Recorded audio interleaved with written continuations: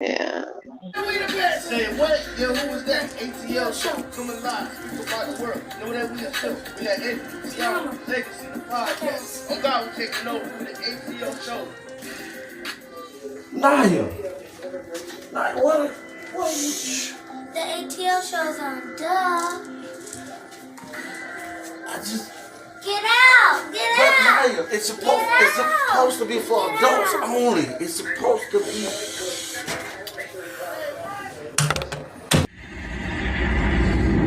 A.T.L. They're back! It's my time again. Anthony, TeAma, G7, Legacy! They're back! They're the best! Let's get it! Season 2! I'm the best at this shit, that's fact. And there's only one reason that I came back. I'm here to set the fucking record straight. Okay. I'm the best, you other cats just fell the way. First off, ain't no beef with the spitters in my city. But if it comes with 28, then shit get gritty. I'm shitty. Yeah, I shit on rappers. Either dead on the scene since you wanna be actors. Just the message. I'm talking open hills and places. The schools are feeling foggy. I'll be patiently waiting. It seems y'all forgot who really runs the throne. Screaming y'all number one just because I was gone. See, ain't no stopping me now. I'm on the move. Going against team Muslim. You ready to lose? The game, the street, the zone is true. This is the message. Hope it leave you from the rapper. Sure. Yeah. The message. So y'all know. Yeah. The monster is back. And I'm at my spot. A.T.L.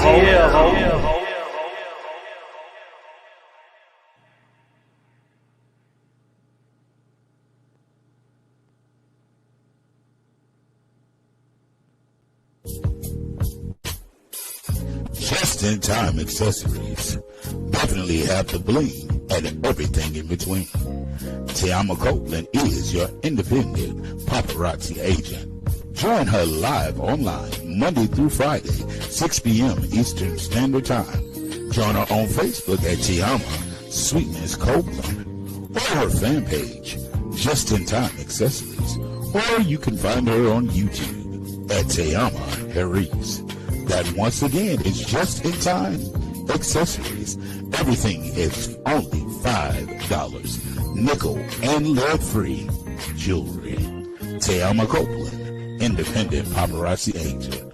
Just-in-Time Accessories definitely have the bling and everything in between. Check her out. Make sure you go over to Goalie.com and get your Goalie gummies today. They have 3 selections, 3 choices to choose from. They have the apple cider vinegar, the ashwagandha, and new, they now have the superfruit. In addition to going over to GoalieGummies.com, make sure you use the A.T.L as your discount code and receive a huge discount. It supports the channel and the podcast. In addition to all of that, the gummies, they're a source of antioxidant.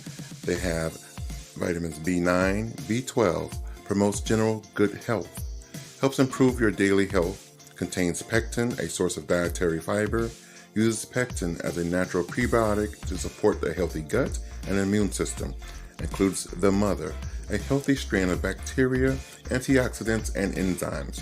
Mask the unpleasant taste of the apple cider vinegar. It's simple, it's delicious, it's Goalie. Okay. Hey family, Will Horn here. I am so excited that in less than 30 days, we'll be celebrating the official launch of Will Horn Ministries right here in Dallas, Texas. October 15th and 16th, people from all over the country are going to gather here for an amazing time of worship and fellowship. And I would love it if you would be here to join us. We're in the midst of another great spiritual awakening, and people are starting to discover that there's so much more to God and so much more to life than what we've been taught in the traditional church. And I would love it again if you would be here to join us on this journey to enlightenment and fulfillment and living the life that we've really been assigned to live while we're here in the earth. So listen, it doesn't cost you any registration fee or anything like that to join us, but our space is limited, so we do need you to let us know that you're coming. So if you would, go to Eventbrite, search Wilhorn Ministries launch and reserve your seat. If you're coming from out of town, I want you to know that we've got a beautiful host hotel. It's in a great location. They've given us a great rate, so you can reserve your seat and reserve your hotel space just to make sure that you're able to join us. Listen, if you need to get more information, you can certainly do that by going to wilhornministries.com, or you can join our Facebook group. That way you'll know what's going on with the ministry.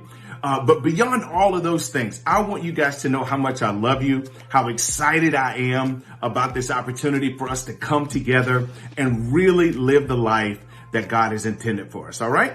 I look forward to seeing you all very soon. Take it easy. Good evening, everybody. Welcome to another wonderful episode of the Anthony Brown Show, and this part we call the A.T.L. So welcome. I'm yours truly, Mr. Anthony Brown, coming at you loud, live, and always in color. And I'm joined by my very beautiful, lovely co-host, Miss TeAma Sweetness. Hey, everybody. Yeah, and the very bold, the very beautiful Miss T Savage. Hey, America. How you doing? And coming up last but not least, Mr. Fashionista, Shorty Doo-Wop, the legendary Mr. Legacy the Great. A.T.L. Yeah, let me just correct you, Tony. He actually is the least, because he is the shortest. He has the least amount of legs. So the person that does all that talking is the shortest person on the dang on thing. Definitely is not. I got my my yardstick. We're gonna measure the next time I see you. Believe that. And with tonight's topic, we have a very special guest. He's no stranger to us. He's been here before. He's our brother. He's our friend. He's a pastor. One of our pastors that frequents the show, Mr. Wilhorn himself. How you doing, Mr. Will? I'm doing really well tonight. It's good to see you guys again. Everybody doing all right? Yes. Yeah, you doing big things. You're doing big things, I see. Did you just toot your horn, sir? Mr. Wilhorn? Listen, my name is Horn. I that's what I do. I know that's right. Put it in a place already. Oh my God, I was giving him a compliment. Like, you be quiet, half pint. So on tonight's show, like I said, we have quite a bit to cover. We're going to do the question of the day, which is going to be brought to you by the very lovely Miss TeAma. I don't know what the question is tonight. She was calling me today to share with me. I told her, don't tell me. I want to be just as surprised. You do know. Mr. Will, don't fall for that. He know already. I promise you, he do not know. I did not even let her tell me. So I promise you. I know the question of the day. Hey, Tina Mo. Tina Mo says I'm going to shop at Just in Time soon. Okay, right. Come on through, Tina Mo. Tony say, everybody. Hey, Miss Eccles. Let me tell you what Tony said, the new things that we got coming to the store, ladies. We got the A.T.L panties, the A.T.L thongs, and the G-string. Tell me about choke on his drink. What Tony told you that? Don't act like you ain't tell me this yesterday. You gonna lie? He said we're gonna have the part in the back say A.T.L, but in the front it's gonna say Ho. You gonna lie and the pastor sitting right next to you. Will don't know who telling the story because he didn't hear it. It was me and you, so he can't say I'm telling a lie. Pastor Will cannot say I'm telling a lie. You ever give up discernment? God reveals things to him. Not already. Not this fast. I don't know that. How you know? Oh boy. This man say not already. Kia say, "What's up, Legacy?" What it is, baby? Kia, we went through this last week. We're not gonna start that. She said, I almost said something. I had to catch myself. I didn't even say nothing. In honor of the pastor, I'm gonna behave myself for a few minutes. Just for a few minutes. Just a few minutes. Just a few minutes.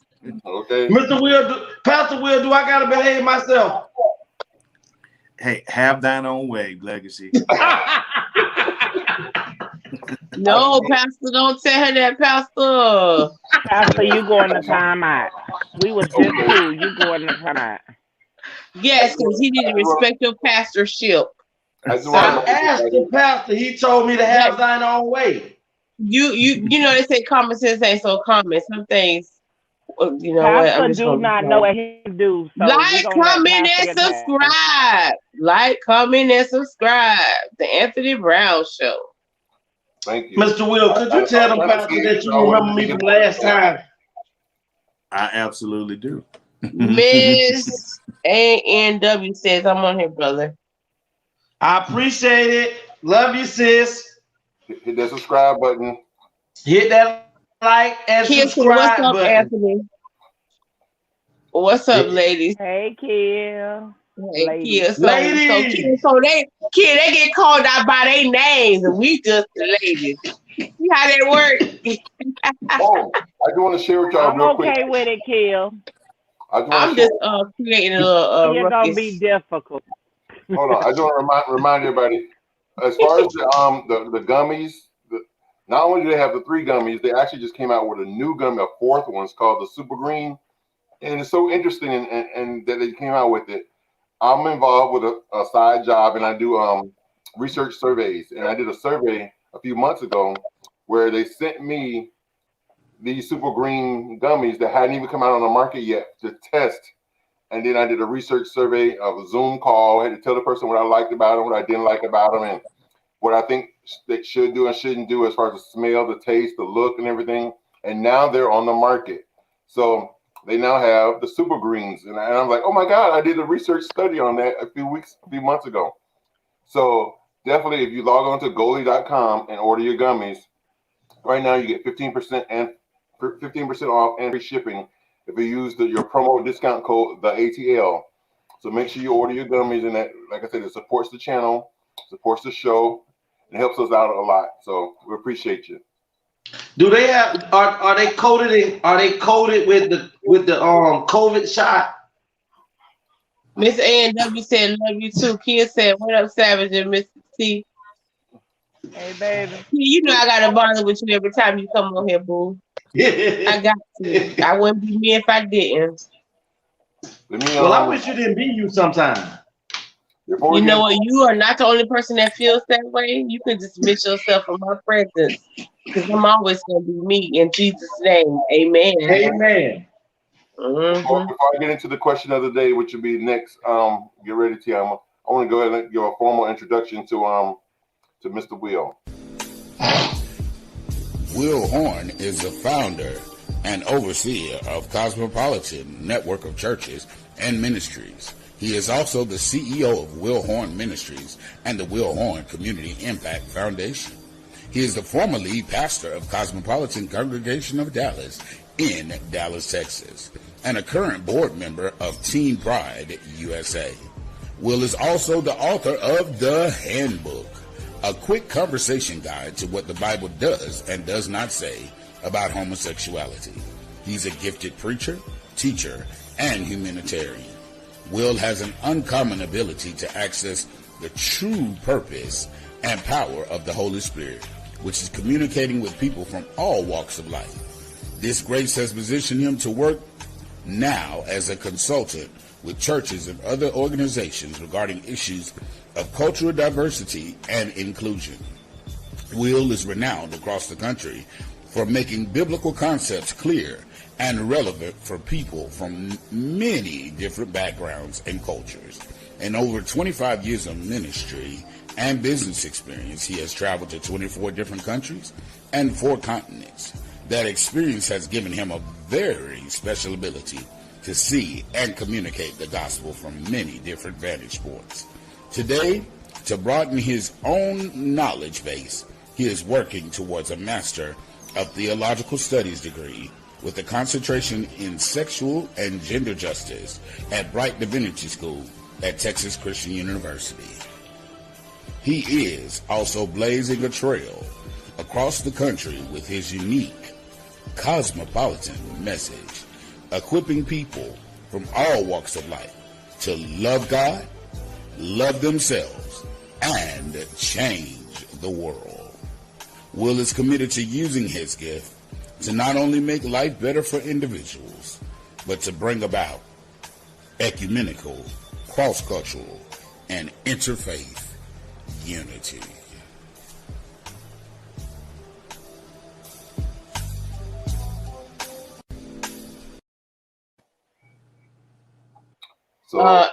Ebony says, I'm here, Tony.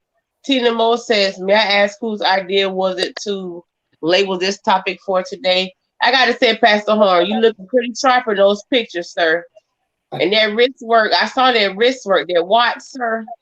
That watch, I'm a lover of the man watches, and that's a bad watch. It's like, what, a 52-inch? 52. Let me tell you, yeah, you know why you like him? In all his pictures, he was acting like he was a member of the Wu-Tang Clan. Listen, he got that. Like, look, that's his former life. He said that's his former life. So you but know. You did that, sir. You did. I said, look at that watch. Listen, let me say this. First of all, I didn't have anything to do with that video. Okay, that was put together. Oh, we talking about your pictures. We talking about your pictures. The way you hold your face. Go look at Method Man and Red Man. All your pictures gonna fit one of their poses. You do have a particular face you like to make. Yeah. Hey, Mr. Byron. But I'm behaved because you're a child of the Lord, so you good. Well, let me just say this: the Lord know my heart, so I'm gonna say that. Oh wow! So, but Tina Mo, that was legacy. That was legacy. I want to address Mr. Will on that flyer that you got where it come up WH and then it got Will Horn on the bottom. You know what else make that 5? If you put like a horn, like a trumpet horn in the middle of that right there would have been 5. Now, why are you trying to take a very sophisticated logo and trash it out? Because Mr. Horn, could you just read notes tonight, please? Tina Mo said, "Oh, he's going to be well outspoken. Congratulations, Pastor Will. Unity is the most important word here." For sure. Come on, FYI, TeAma and T-Savage are always right. You see what I'm talking about? You Honda glory. Yes, you heard it. Okay, listen, come on. Before you be my friend, you might not be my friend after the night, okay? And on that note, there was another question that the lady asked. She was you did. Well, to be honest, the topic actually came from one of our great audience people that be in the audience. Miss Kill Echoes called me. She says, "Hi, Pastor." And she brought this to my attention because it's not really being talked about much on television anymore. In the 90s, we talked about it a lot, but we moved away from it.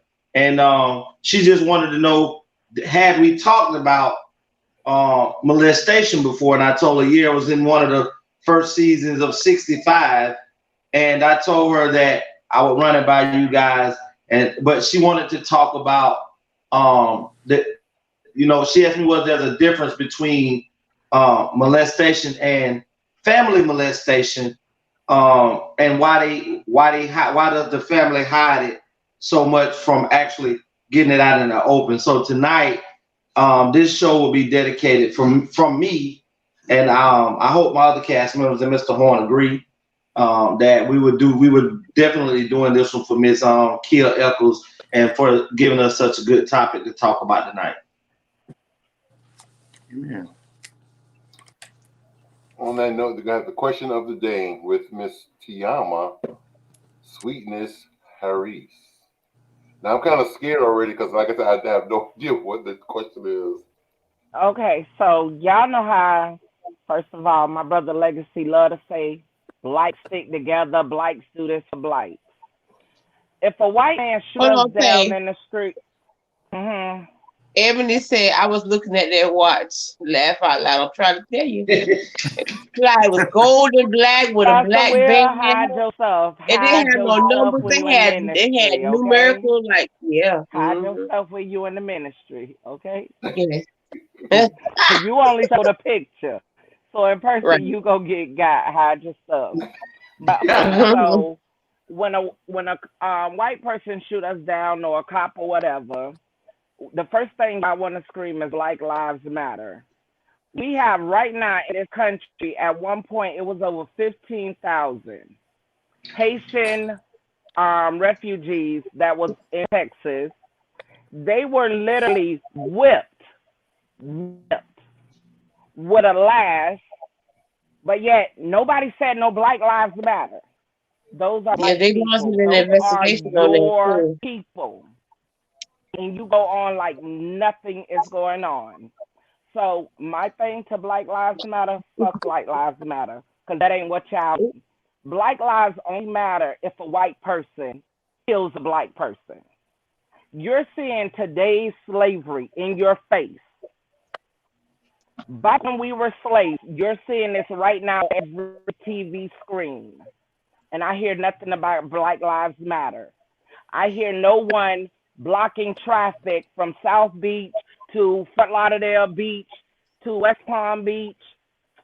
So when a white person kill a black person just because they're American, I don't want to hear no Black Lives Matter, because it don't matter if all your brothers and sisters do not matter. So that's why is that, black folks? That's your statement, not your question. No, the question is, thank you, Legacy. we are seeing today, like back in the day, slavery going on with these refugees. They are Black Lives Matter, but none of us saying Black Lives Matter. What's the difference? Is that open for all of us to talk to, or who's that's that open question? For everybody. Everybody. It's question of the day. Any and everybody in the comments. Well, I've got 2 cents, maybe 3 cents to offer about that. The thing that I think is important is, first of all, to name that what is happening at the border and what has been happening with our Border Patrol agents is not just inhumane. It is unconscionable that the government funds this group. There was a push a couple of years ago actually to disband that whole organization and really rethink it. So ICE, Border Patrol, all of that, to just really rethink it, because there was a certain racist mindset that has infiltrated those organizations. And so naming that is important. And whether they are bad actors under Donald Trump or bad actors under Joe Biden, this is not a political or partisan issue. You know what I'm saying? This is a matter of humanity. And so all of us ought to have something to say about it. Now, I do want to say, however, that we need to be very careful and thoughtful about tagging everything that has to do with Black people with Black Lives Matter, because that's actually not what that organization is about. Black Lives Matter is a very well, I shouldn't even, because it's not a centralized organization. It's really more of a mentality or a thought process. But Black Lives Matter has to do specifically with police violence, police brutality, and police not being held accountable for their bad actions. And so we see all of these African American and Latino and other people of color that are brutalized or murdered by police departments, and they're not held accountable. And that's actually why Black Lives Matter was formed. And so when you see people protesting in the street about what happened to George Floyd and some of our other brothers and sisters, it's really specific to what's going on with police departments around the country. But this is a former police too. So they are former police. Those are not citizens holding them. That is not regular. Those are a form of polices that guard that border. The abuse that they're undergoing, the rape, and don't get it twisted, there have been some deaths to where they made it on land living, but they was carried out in the body bag. So you're Mr. seeing Will, this that TeAma is hold right. on. Listen, it was not important. But you could be Cuban. You could come to this country. They're gonna give you $10,000 a pass through, but if it's black, it's not right. So if you gonna scream anything, you see if you watching on your TV screens, it is infants that have made it here. You're sending them back. At least so they're telling you they sending them back. You don't know for sure where these people are going. But guess what? Nothing stopped and nobody is stopping. Let's be clear. So you can't give me if you murder this person, but yet you're not checking on your brothers here, which the same entity that's going after them is what's guarding your brothers that is trying to get to safety, that is asking for help. They're kicked out this country. Literally Tina on said, hold national on, Tay. TV. Hold on, boo. Tina said all lives matter. Kia said, do you see how they treat people when you work with them? Look how Haitians act with people. What you mean? I'm not With following. I don't understand that either. Tina Eccles, Miss Eccles is saying that. Miss Eccles is saying that a lot of Haitians, once they make it to the United States and they get into the workforce, they act better than they act funny toward American blacks, and they act better than American blacks and treat American blacks like they're nobody. A lot of people say that. A lot of people do say that. But it's a lot of I want to say this that act too. like they should, but they still are people, and they still are your people. But regardless at of the same fact, time, I want you to. can't pick and choose when does that come into play. Go ahead, Emily Savage. said, just like Kelly Price, she's missing and there's not a lot of publicity about it, but that white girl made national news. I didn't even know Kelly Price was missing. That's right. That's what she's saying. But I'm going to go ahead and say, yeah. Y'all late. She's been missing. I'm going to say Kelly this. Price, like the singer? Yes. Yes. Are you serious? I'm just trying to understand that. So hard. No, yeah, I'm saying yes. Kelly Price was missing. And that's what the young lady was just stating, that as famous as Kelly Price is, you don't see any news publicity about Kelly Price being missing. But anytime someone of white descent go to missing, they make national news and the FBI come out in full-fledged looking for them. Kia said that's crazy. The comment went away. That is crazy. We need to pray for the family. How long she been missing? Where I been? Yeah, I haven't heard nothing. But I'm on the piggyback off of TeAma. On Facebook, Instagram, what's that? What? World Star, The Breakfast Club, Ricky Smiley Morning. Okay, I'm gonna get back on to this topic about what TeAma brought to the table. She's right, Mr. Will. ICE and Border Patrol are governed by the United States and whatever borderline that we're protecting. They have the same power as any law enforcement agency in the United States.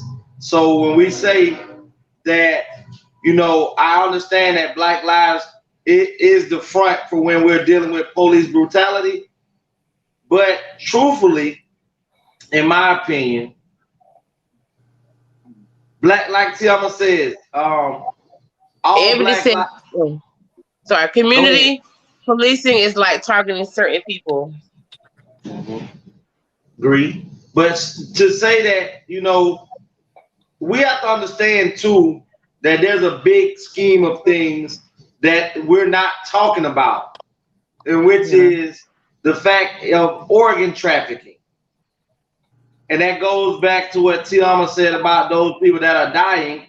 You got to understand, they don't have a name when they come in the United States. They don't have a number, a social security number. So if you were to slaughter 2,000 of these people and it's not being publicized or in the media or things of that nature, and you killed 2,000 of the 15,000 that made it over, you got organs and parts, and you ain't got to pay nobody or explain to nobody where all these things came from. I mean, to be truthful, Black folks have the strongest organs when it comes down to any part of the body. Everything about us is great or greater than other races when it comes to things like that.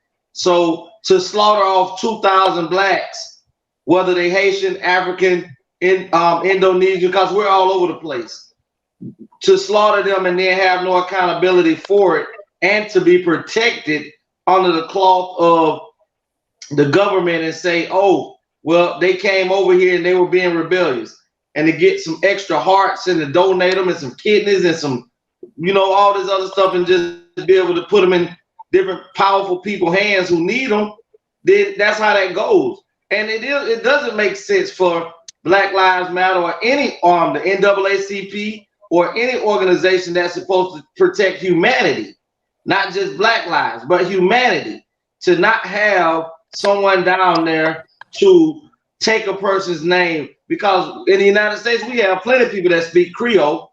So just as sure as you want, if something was happening in Little Haiti, the United States will send translators down there to communicate with those people. Anytime any other Cubans or come over here, we have what is a refugee camp. And some of these people actually get to go into our, especially when their country is in turmoil, we become a safe haven. Savage. I'm sorry, I was responding to Tony. Ebony says her boyfriend isn't allowing anyone in her house and she's positive with COVID. So she's not missing. Well, I actually just got a message that her attorney released a statement saying that she is safe and that she's not missing. So apparently she went away on her own, of her own volition. And so we don't know all the details to that, but apparently she's safe. Y'all heard the SAT word. I like the way he did that, apparently. Well, but we as an organization, we definitely have to get together to be able, and TeAma's right. Where is Black Lives Matter? Why are they not saying, you know, I understand these people came here illegally and y'all can place them somewhere so you can get them back. But when most countries are at war and those people make it to the United States, they put them somewhere to where they can live and don't send those people back right quick due to the fact that they're fleeing for their lives because they're being killed. Absolutely. So, and they really should have refugee status. You know what I'm saying? Yes. If we can fly 90-something thousand Afghans here because of, you know, what's going on in their country, then certainly we could make room for the 15,000 Haitians. But it's a matter of will. I mean, you know, come on. This country has never dealt equitably with Black people. It has never been the case. And so we just see that again playing out right now. Ebony says they're deporting those Haitians. They're flying in thousands of, I'm assuming she meant to say Afghans. Make it sense. Make it make sense. Let me tell you, this is what we're saying. Jazzy Faye Prado says, this Adrian. Hey, yeah. But they're telling you that they're sending your people back to Haiti. They're not telling you, like if you look at the underground, y'all Google it, there are teenage girls that was like, they were afraid, they would call them out in the middle of the night and they're raping them. You like, just, first of all, when you saw on the video, when the video was released, where the guys came in with the horses and they're whooping your people. Like, I don't get it, but okay. I'm not asking because all the way down to a president that we put in office, he has yet to say something on behalf of them. He has yet to address the country. Kamal said your new president will do the same. Exactly. The new president, he's not even responding to what's going on. They worship him, pretty much. But that's why the question was not about what our government will do. Us as a people, which I have been to one of the rallies, because I mess with Haitians a long way. So to me, and it's not even just Haitians. Those are my brothers. Those are my sisters. Look here, subscribe. But Well, no, like, first thing, it's TeAma, really bad, and y'all need to really look at it. Look at it again. we have With to also look at compassion. it this way, that you got to understand, and I try to get people to understand this all the time. The United States is not really considered, we were taught that America was considered a country, but it's really a corporation. And anybody that you see that are getting refugee status in our country, the United States has some major investment in that. In Afghanistan, why wouldn't they allow certain amount of Afghanistanians to come into our country as refugees? We have oil investment in that country. So even though it's wrong for what they're doing, if they don't see any profit from dealing with Haiti, which is on the other side of the Dominican Republic, which they pretty much are one and the same, and the Dominican Republic is considered the United States. So Haiti is like right across the line. I'm talking about on the same island, but on the opposite side. And you're telling me that Afghans can get refugee status from what's going on in Afghanistan. Haitians can't. And you have to look at it that the United States does not see a profit the way that they do by investing or allowing those people to come into our country, because they themselves are trying to exterminate and get rid of as many black people as they can. Kia said, can we go to different countries and live our lives like everybody lived their lives? They're over there getting food stamps and housing and everything else. Oh no. Let me tell you, you're not getting none of these islands. They don't have no food stamp and all the rest of that. So from a well-traveled woman, I can let you know that is a double negative. Either you hustle to survive or you just don't eat. Period. That's true. Well, on that topic, I do believe that we need to, and when I say this, I know a lot of people believe in the NAACP, but it's not one organization that blacks have ever created that has not been infiltrated or debunked by another race, whether financially corrupting some of the people that are supposed to be the founders or the board members so that they can continue. Kia said that's crazy. I was waiting for you to finish your sentence, but Kia said that is crazy because people coming over here living free. Actually, I don't agree with that, Kia, because let me tell you, Americans themselves are the main ones that's actually living off the government. Most people that come to this country, I'm saying Haitian, Korean, name them, whatever, Pakistanians, whatever you want to call them, when you walk in these convenience stores, they figure out what it is they need to do. They figure out everything. They get a business.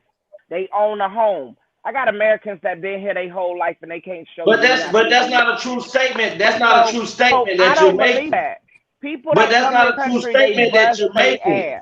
The statement, yes, they may bust their ass, but when they walk into this country, minus Haitians and minus Hispanics, any other race that comes into the United States of America are giving things that black folks and Hispanics and Haitians do not have in the beginning. Because they work hold on, which is a line of credit that can get them anywhere between $50,000 to $100,000 that can start a business to get themselves where they need to be. If you gave every black, go ahead, from another country. Adrian said, "What food stamps? Them other countries don't have that."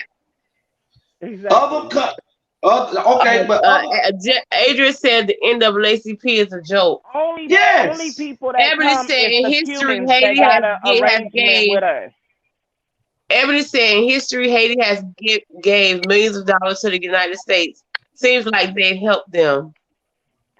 What a lot of people don't know, and I had it in. He said I disagree because they get food stamps too.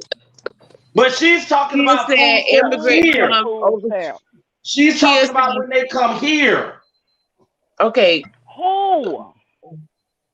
Foreigners. It's gone. I can't remember what it said. She was talking about foreigners. Kia is talking about foreigners that make it here, not in other countries. So I'm not. But what I don't I know am which telling foreigners you is, y'all know, because most foreigners get here and bust they behind. they may bust their ass. Nobody is saying that. But when you come here, you have a start. When you can go to a bank and get, because you are a foreigner and you got a line of credit, which is everything in this country, and you can get anywhere from $50,000 to $100,000 to start up a business, you already have your boots on your feet. I don't know about their line of credit. That I don't know nothing But about. do your favorite thing and Google it. It's there.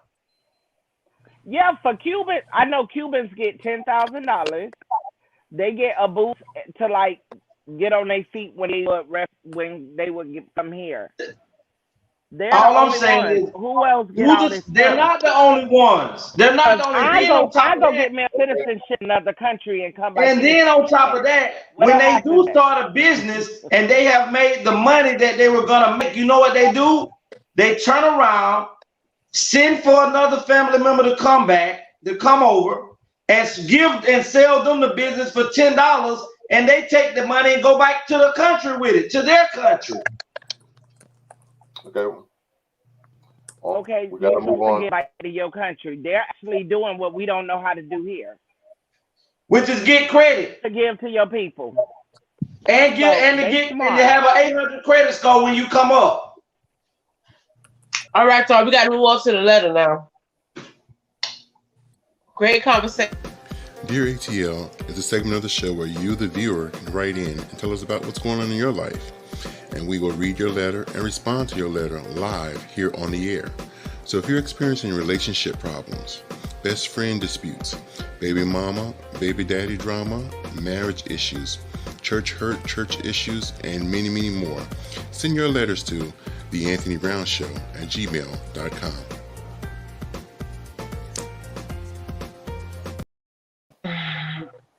Okay, so TeAma says, Unity Peacemaker, Pastor Will, let me toot your horn for you.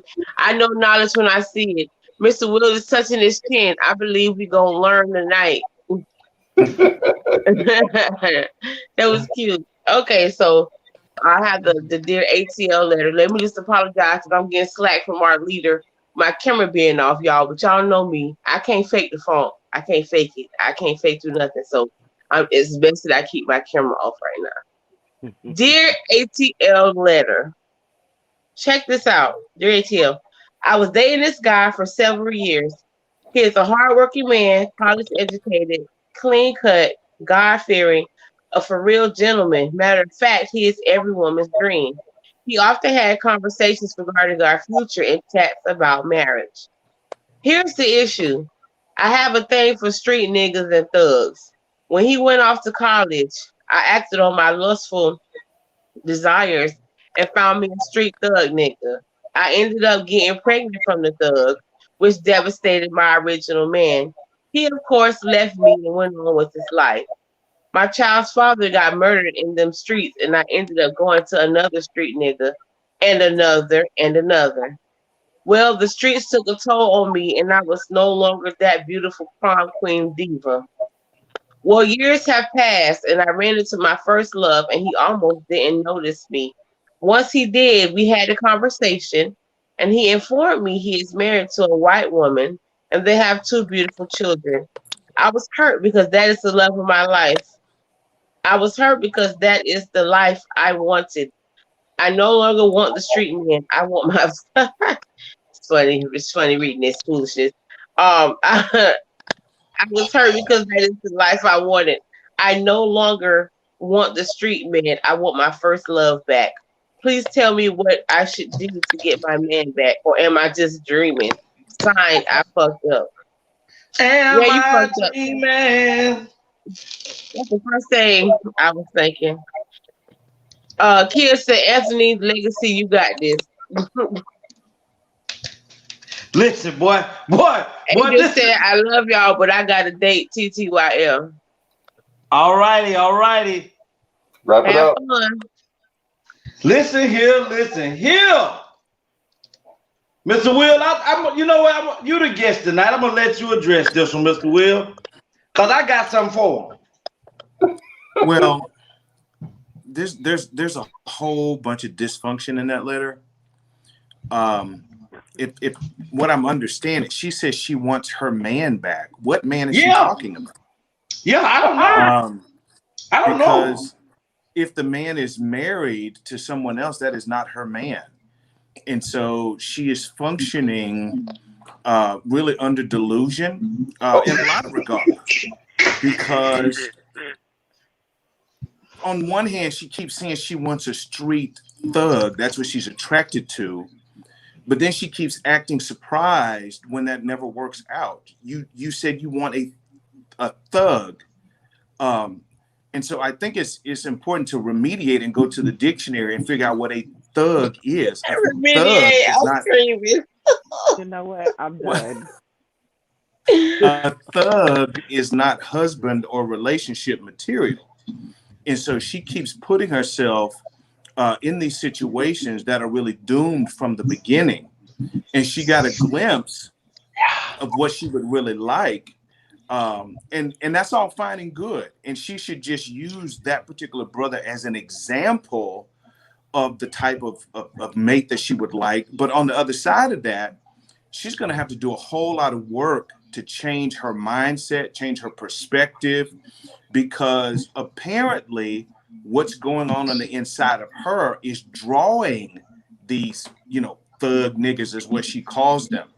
And so she'll never attract the kind of man that she wants because that's not who she is. And I learned a long time ago that we never attract what we want. We always attract what we are. And so if you want something different, you got to be something different. So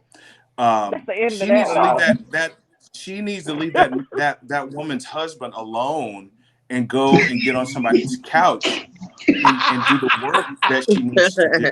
I don't mean to be ugly. I'm really not. I'm just trying to. Let me tell you, you giving a whole read, baby. Go ahead, Pastor. Reverend. Kamal said she is not capable of a decent relationship with a decent man. I mean, nobody wants somebody that Tom, Dick, and Harry and pass around in them streets. You said one nigga to the next nigga to another.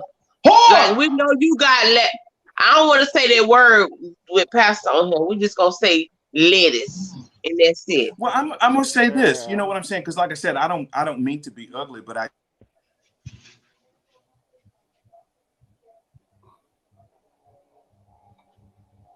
we can't hear you, Pastor Will. I'm sorry. Can y'all hear me? Muted. Listen, the devil just muted you. He wants you to be quiet. Not the day, Satan. Not the day. We ain't doing it.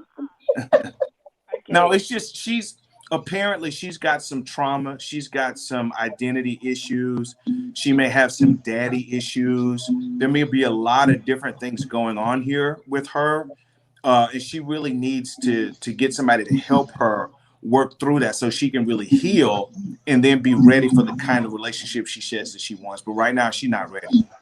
Okay, now, Mr. Mo said, sorry, I didn't mean for it to be cute. I learned something on this show almost most as important than what Mr. Will has to feed. I'm not undergrading here, only complimenting your guests. I don't know. Okay, Women said lustful spirit. She got what she put out. Okay, Legacy, what else is there to say? Kid said, man, she got gunpowder on her cabbage patch. Oh, she got a lot of gunpowder on her lettuce box. She a little. Said, I didn't know Pastor Will had such a wonderful sense of humor. But I'ma just say, it'd be funny to me, Mr. Will, Pastor Will, and everybody on the podcast. And I know it's gonna get some flack, but I'm gonna just say this because I can't go without saying it. It'd be so funny to me how in the beginning we talking about high school, college, the vast majority of women get ran through at these two ages. I was finna have your bike, but you went the wrong way with that. He did. Either way, I'm still gonna say it. I ran through people's Do daughters. you, TeAma and T Savage, would y'all like to carry on first and I'll be last? No, sir. I We was waiting on your agreeing with you till you said ran through. I thought you was finna go away, experiment, do all this. No, because that's not what it is. That's not experimenting. You can't experiment 37 times. You can't experiment 37 times. Yes. I did like 6 times. Oh my God. but y'all listen. And y'all know it's about truth. Well, that's what a girl. We ain't talking about 50 dudes. You see? She don't want no miles on her box. She don't like a lot of miles on her box. That's why she ain't experiment with the dudes that way. So this is the thing. Party. A lot of people, especially Emily says instantly doing the same things and producing the same results, expecting something different. Yes, Ebony. Yes, Ebony. So, do you think I just see? So, my thing is, we know men are very promiscuous in their teenage years on in. Very promiscuous. Mm-hmm. So, a lot of women tend to, from their teenage years to about 30, tend to just have fun. Whether it's high school and in college, they give up the box a lot. They give up that gravy train box. They doing it up to 30, so that's that allergy. I asked you, did you want to talk first? No, I said it's that other word when you get to 30 that you be saying. Now you trying to be a Jehovah's Witness. So now she had a good dude early on in her life, who was everything that every woman on the planet wanted. Everything that every woman on the planet wanted and deserved. He was a nerd. And he went on to do something to provide more for her and the family, or the family that they were going to build. And while he was out there doing that, she let somebody play in the dresser drawer. She let somebody play in the snack box. Here we go. While this man was off preparing for her and him. When he came back home, he had socks in the drawer. And then she wanted him to forgive her, and he couldn't do it. That's a hard pill to swallow.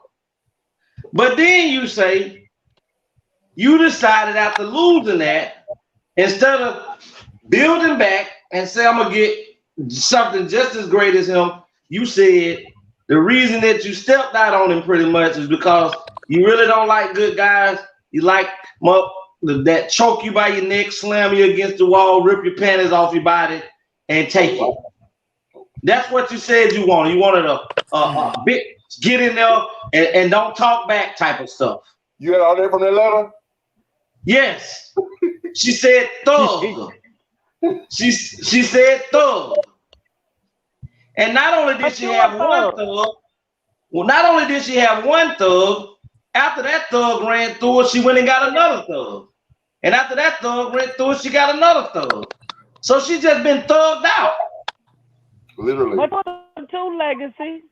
No, it was when she said 3 and 4. So she done been thugged out, and then she ran across him after she was tired, and her lettuce box had them been fluffed and pluffed and beat in. Ain't even recognize her. When she ran across this dude years later, she probably was looking like a baby dragon, tired, had on a bonnet and everything, out there at the grocery store, and ran across the dude, and they was in the same line, and he didn't even know it was her. And then she say, when he recognized it, he went about his business to explain to her how happy he was without her. Glad you had a baby on me. I upgraded. I'm looking at you now, and I'm glad I didn't get with you. You was not the chosen one. And then she said, after all of that, the man went on, and she was a little bit salty because not only did he get married, he went and got a Catherine. He went and got him a Catherine. Not a Karen? No, he did a little bit better than Karen right now. He got a Catherine. Okay. After he got a Catherine, he had mixed babies, and they were doing good. And she turned around and said, Lord, what could I do to get this man back because he's the love of my life? No, he wasn't the love of your life. Those thug niggas was the love of your life. Because that's who you decided to give your cookie box up to after the love of your so-called life went off to war. Boy, these hoes ain't it. Well, from a pastoral perspective, and then also too, I'm a womanist feminist, so I really advocate for my sisters. What I see here, you know what I'm saying? She made some pretty bad decisions, but it's always important to not just look at what people do, but look at why they do what they do. You know what I'm saying? So I don't want to throw this sister away. You know what I'm saying? And just chalk her up to, she just, whatever. I want to be able to see her humanity. And so, yeah, she was making the decision for the thug or whatever, but there was a reason for that. And that's the thing that I believe she needs to get to the root of. Because what woman is attracted to a man that cannot or will not provide for her? That's not even natural. Mr. Will, some thugs do provide. Well, but the one she picked did. They provide that D. That's why. No, it's plenty thugs that was providing and end up going to jail while they was providing. So I can't say that all thugs don't provide because a lot of them do that's getting money out here. Well, I was wondering when the thug was gonna speak up. That's a whole other thing too. We talking about this particular young lady, okay? Because her situation was apparently she was choosing people, that were not fulfilling to her. That, you know what I'm saying? It may have been sexually fulfilling, it may have been exciting for a moment, but in terms of providing for her on the long term and taking care of her and her children and all of that, clearly they were not the brothers that were doing that. Right. And so again, like I said, I think it's really important for her to get to the root of why she is attracted to that. Dig that thing up, you know what I'm saying, and get healed so she can, she can go ahead and be happy in her life. So, I'm rooting for the sister. I'm rooting for her. Go ahead, Miss TeAma. Never get told off by you. I promise you. You could read somebody and come back and bring them in with God. The man. My comment to that is, I'm with whatever he said. You can't even go after that. I'm with. That ain't gonna get you into heaven going with Pastor Will. Yes, it will. Your body of work gonna speak for itself. Articulated that letter. Yes, it will. I'm following him to the will for real. My comment to the letter to the young lady is it's funny and it's crazy that like Pastor Will said, it's funny how when you have what all you look for and what you desire in a mate, and you have it right there in front of you, and yet you can't see the forest, you can't see the trees, you can't see the forest for the trees, and it's sad, and it saddens me that I see this in a lot of our Black sisters, and like I even have, for example, there was this one young lady I knew personally that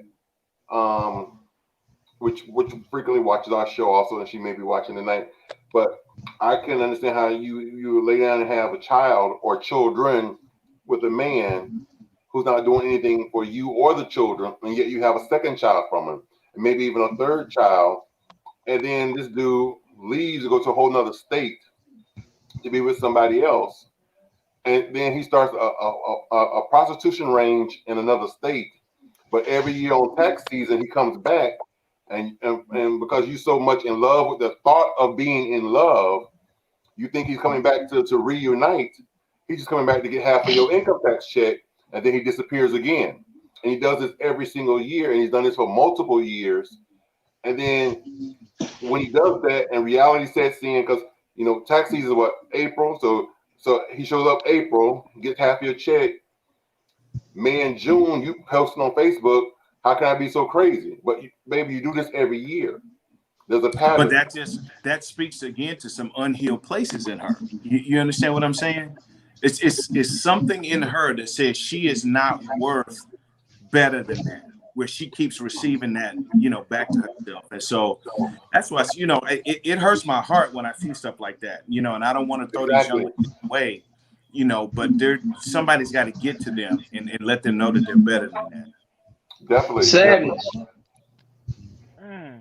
Ebony says she left out the part that the man didn't want a harlot, and she couldn't take back when she repeatedly kept doing sleeping around. The man didn't want a hoe. Right, all day. Bad decisions, not mistakes. True. True, Ebony. Peacemaker. Kid said, Priest Anthony P. Brown. So when I used to see this young lady, like I said, she would do this same pattern every year, and I didn't want to be the bearer of bad news and point out her flaws to her, because then it's almost like, well, you don't know what I'm going through, or you can't, So I just stayed out of it and stayed clear of it. But I saw the flaw and I saw the issue and I saw, but it hurted me to see her go through that, because I genuinely love the person, what I'm saying? But I just didn't like what she was physically and spiritually and emotionally going through and putting herself through with this man that meant her no good. And it's not just her. I've seen it a lot of times, like I said, in my Black community, with relatives and non-relatives. And like I said, when you know better, you do better. But I don't think they want better or know when they get better. Pastor Will, let me ask you a question. Get better. Let me ask you a question, Pastor Will. Ebony said, "Y'all killing me, laugh out loud." Now there's a spirit of lust, right? You're asking? Yes, sir. Yes, you can be lustful, yeah. Can that be transferable? Meaning that if a mom or a grandmother or a father or someone had that spirit, could it be transferable to a child? Let me. The mom was a hoe, and then the child gonna be a hoe. Let me tell you what that. Let me tell you what that is. Spirits transfer.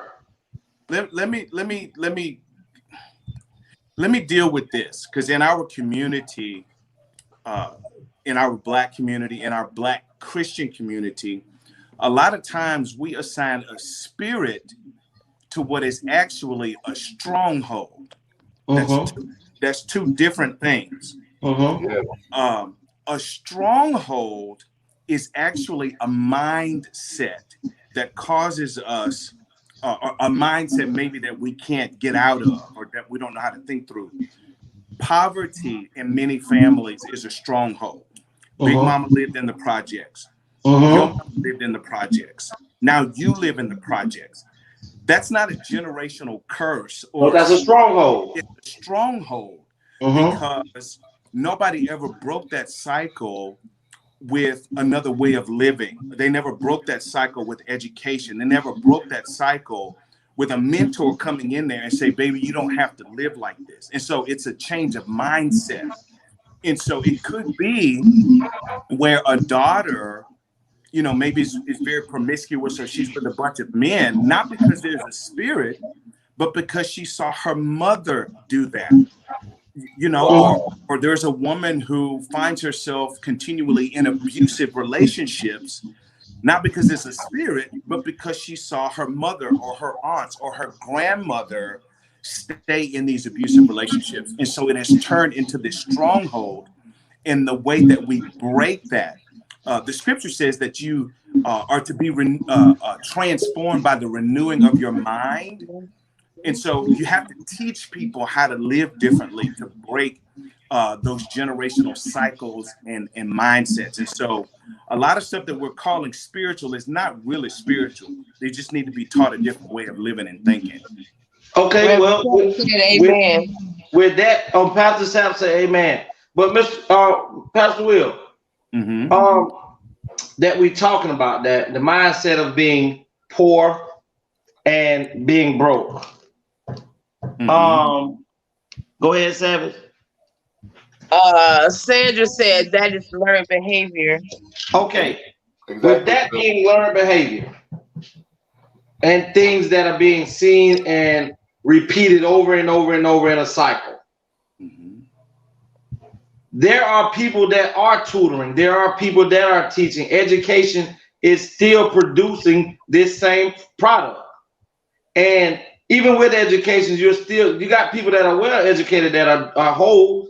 You got people that are well educated and that did not come from that background are the same way. And I do understand when you say strongholds and things of that nature, but if a person if a person decides that this is what he or she's gonna do, because that if you take 1,000 people out of and go in the ghetto and get them, they can have an education, but guess what? If they've never seen, or it's too late in life for them to change who they are because that's how their mindset is, then it's still like as if it never mattered that that's what it was. So how do you reverse that? Because by the time you get them to understand or think differently, the next generation is right there on you and they missing the same thing also. Hold on, Mr. Pastor Will. Okay, there's a difference between the type of education he's talking about and the education you're speaking about. Yep. One education is book smart on how to make my money and go out and get my grind on and make a living. Another education is a way of life. You know what I'm saying? College ain't teaching you a way of life. That's something that the education Will is talking about is a way of life. You know, how to move through this path called life. That's what they're not teaching you in college. You know what I'm saying? See, these boys that go to universities for 4 years and get a degree and then maybe get drafted by the NFL and become an athlete, that college taught them how to make their money. No one's teaching them how to govern that money and what to do with it. That's why they end up broke in 2 or 3 years. So that's 2 different educations, and they all have degrees. So yes, they're educated, but then look at this, they're not educated. So I think that's what we were talking about. So the education you're speaking about is coming from an institution of higher learning. But then if we're gonna say that, we need to make sure that we speculate that, because just the same as you just said, educated or education, that's the education that most people are gonna be thinking about. Well, that's why I broke it down. I'm glad. I'm glad. Yeah.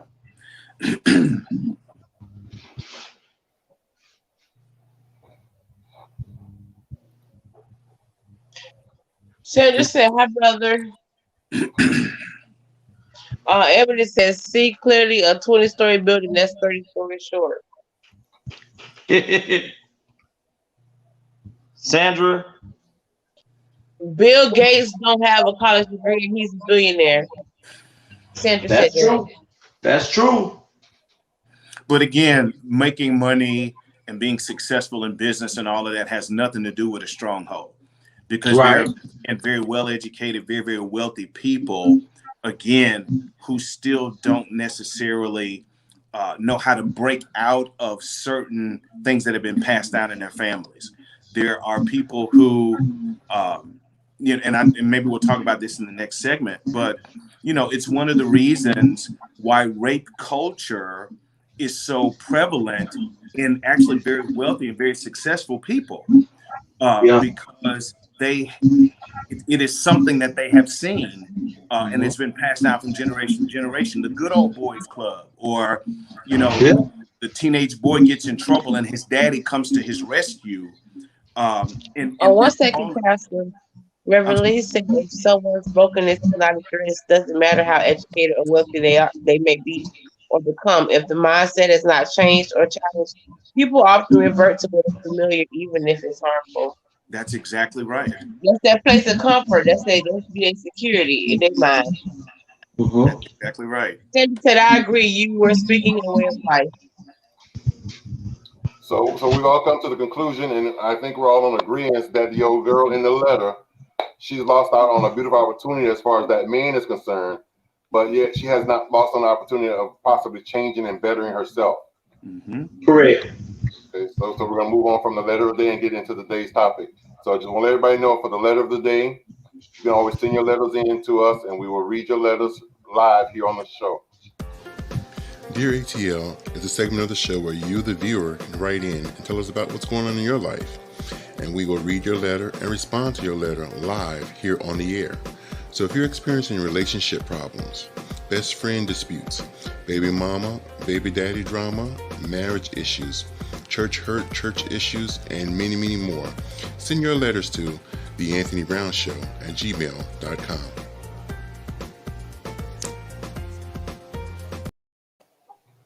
We're going to move into tonight's topic, but before I do that again, let me just play this one commercial one more again. Hey family, Will Horn here. I am so excited that in less than 30 days, we'll be celebrating the official launch of Will Horn Ministries right here in Dallas, Texas. October 15th and 16th, people from all over the country are going to gather here for an amazing time of worship and fellowship, and I would love it if you would be here to join us. We're in the midst of another great spiritual awakening, and people are starting to discover that there's so much more to God and so much more to life than what we've been taught in the traditional church. And I would love it again if you would be here to join us on this journey to enlightenment and fulfillment and living the life that we've really been assigned to live while we're here in the earth. So listen, it doesn't cost you any registration fee or anything like that to join us, but our space is limited, so we do need you to let us know that you're coming. So if you would, go to Eventbrite, search Will Horn Ministries Launch, and reserve your seat. If you're coming from out of town, I want you to know that we've got a beautiful host hotel. It's in a great location. They've given us a great rate, so you can reserve your seat and reserve your hotel space just to make sure that you're able to join us. Listen, if you need to get more information, you can certainly do that by going to willhornministries.com, or you can join our Facebook group. That way you'll know what's going on with the ministry. But beyond all of those things, I want you guys to know how much I love you, how excited I am about this opportunity for us to come together and really live the life that God has intended for us. All right. I look forward to seeing you all very soon. Take it easy. For the viewers out there, if anybody out there would like to reach Pastor Will Horn, I want to put his contact information on the screen. So go ahead and screenshot this or write down this information. So here's about 30 seconds. His phone number is right there. It's area code 972-379-8920. His email, his information is there. And at the end of the show, he'll also give out his social media contacts, so you'll be able to reach him.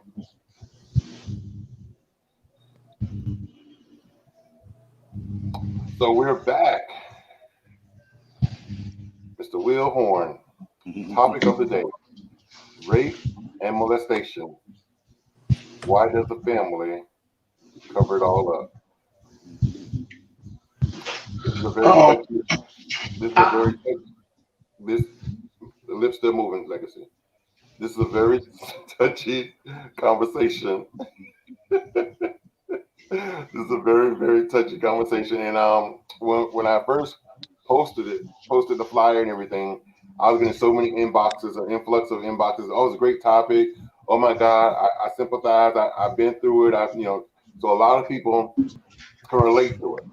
And it's very prevalent in most homes, especially the Black homes. Will has knowledge in this area. So that's one reason I definitely invited him to share his personal knowledge, the facts, the numbers. Because when I was telling him the percentage, he was like, "Oh no, that's not right." So I'm going to share that with you. So He's coming with the facts. I was coming with the opinions, the thoughts, the I believes, the I assumes. He's coming with the facts. And you can't go wrong with facts because numbers don't lie. Sometimes they do. When you're the person controlling them, they do.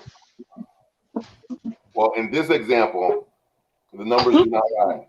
I need true statements because Mr. Will coming with true facts. We need you to go join the debate team. Yes, Pastor. Why you put that picture there?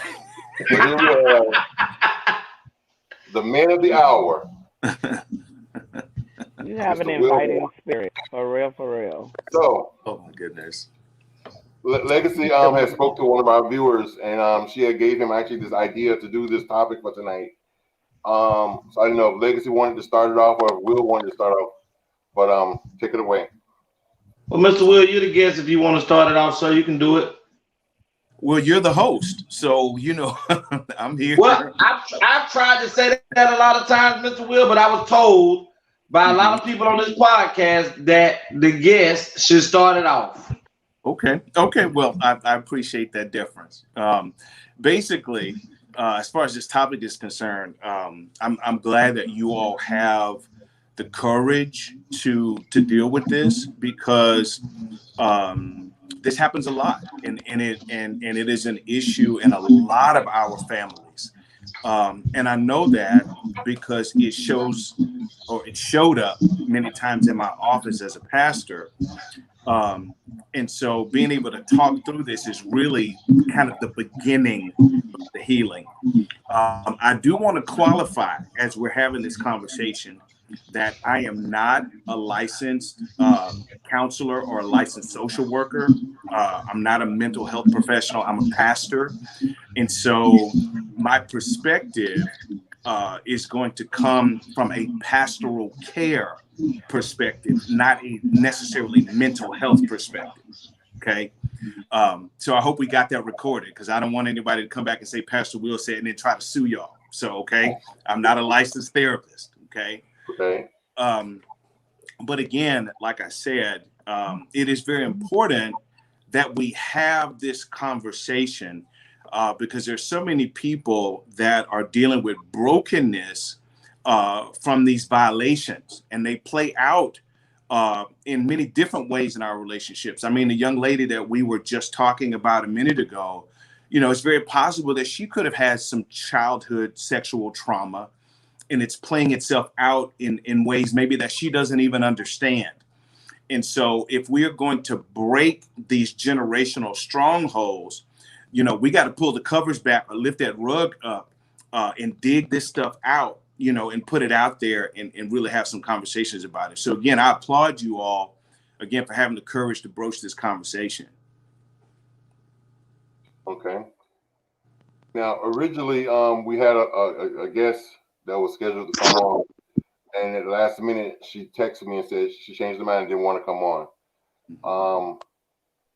She decided not to, for whatever reason, and I was really hoping that she could have come on. However, Legacy had a story that he wanted to share from a viewer that shared her story with him.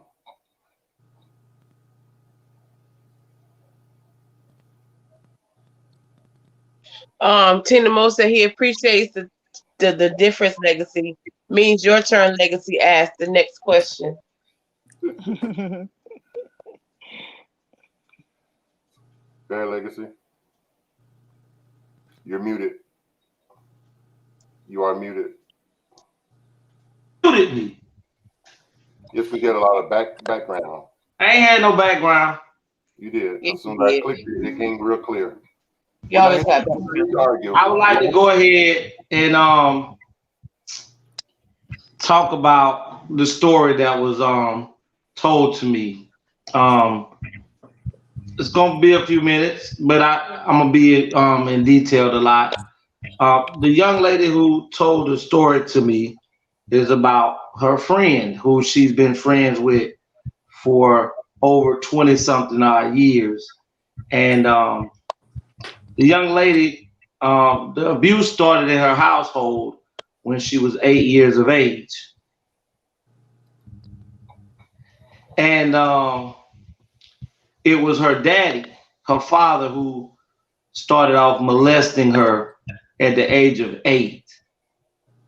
And so I dug in a little deep and asked her, you know, were you just living with your father, or were there any people in the home with you?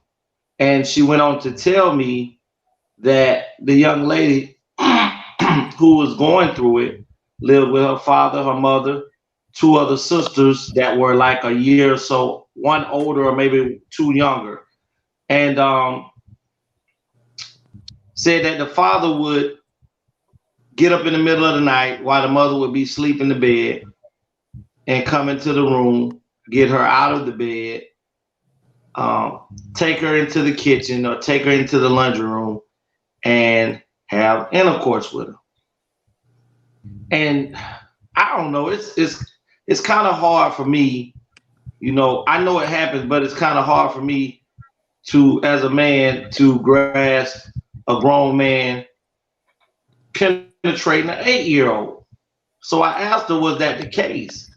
And she was like, from far as she knows, that the father was penetrating the vagina with his penis and fondling her and things of that nature.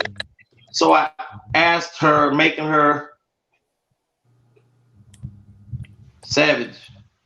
I'm here. Give me a second. Unmute. Cedric said it is still happening today because most families are still raising their kids with that old myth that what goes on in my house is to stay in my house. Thank you, Miss Sandra. And she said, so I asked her, I was like, well, the young lady's mother didn't wonder where the heck the man was at for this length of time. And she said, as far as she know, the girl told her no. And I'm like, the man would go into the young lady's room and get none of the other sisters. She said no, because the girl had the room, had her own room. So she said it went on from the age of 8 until the age of 11. And then the young lady exposed it to the school. She said when she exposed it to the school called DCF. DCF took her to the hospital, you know, to examine the hymen and things of that nature. And the hospital said that she hadn't been touched. That she possibly was putting soap in her vagina. But far as her hymen being broken, it hadn't been broken. So they removed the young lady out of the house and put her in foster care. Being in foster care for 2 weeks, she was then again molested or raped by individuals in the foster care, the other boys or whomever. She was then taken from the foster care and brought back to the home because there was no findings of child molestation or rape on the father's half, but the father was still in the home. And even after being placed back into the home, after being there some time and it passed, you know, maybe a year, maybe 6 months, the father reverted right back to doing the same thing again. And she said that she got to the point to where she wouldn't even tell anybody anymore because she's already went to the school. The school didn't believe her. She went to the hospital. The hospital said she hadn't been fondled. She hadn't been penetrated. She was placed into foster care, was molested, raped in there, then was placed back into the house where the initial attack took place.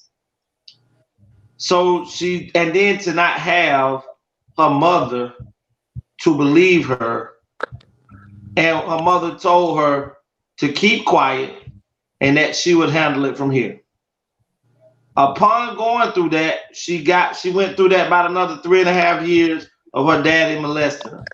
So she ran away from home. And the day that she ran away from home, she went to spend some time with a friend girl of hers. And the friend girl took her to this house where they all hang out at or whatever. And 5 dudes gang raped her at that place. She reported it to the police. The police then picked up the 5 individuals. I guess they pled guilty, but they all 5 went to prison. Upon doing the 5 years in prison, their time in prison, the young lady became an adult. And she has been, I guess you would say, mishandled, used and abused physically by other men since she's been an adult and taken advantage of in that way.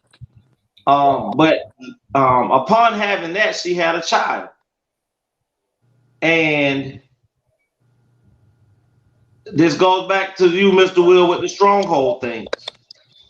The daughter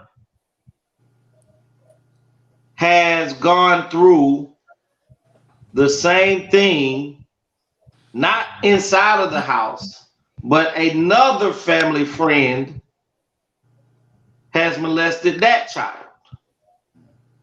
And by that young lady being an adult, she did what her mother didn't do, which was protect her. But this was a family member that ever favored, what we call them, fan favorites. And when the mother went and pressed charges on this individual, the young lady's mother is now very upset with her. The grandmother is very upset with the mother and has told her, why would you go and do that to that person? Why would you go and report that to the police knowing that this person has a life, this person has something going on with their life? We could have dealt with that right within inside of this family. You didn't have to go to the police. So now they're in the middle right now of dealing with this case. But her daughter has gotten to the point to where she no longer wants to deal with this matter because she's constantly hearing things from or through the grapevine about her grandmother and other family members are saying she's wrong for doing this, that we could have dealt with this a different way, da-da-da-da-da-da. And while she's dealing with that, the mother is talking down on the mother, making her feel like, Sandra says, wow, this hits home. And sorry, Miss Sandra, I wish it didn't hit home like that, mama. But now she's dealing with the fact of her and her mother are very estranged right now. And the relationship is very, very rocky. But before I came on, I was thinking to myself, so I reached out to the young lady again and I asked her, before I go into that. So now remind you, the gentlemen that were in prison, they have all been released. And upon being released, a few of them have hired a private investigator to locate the young lady that incarcerated them. Some kind of way that young lady found out about the private investigator and contacted the district attorney of the county she's in.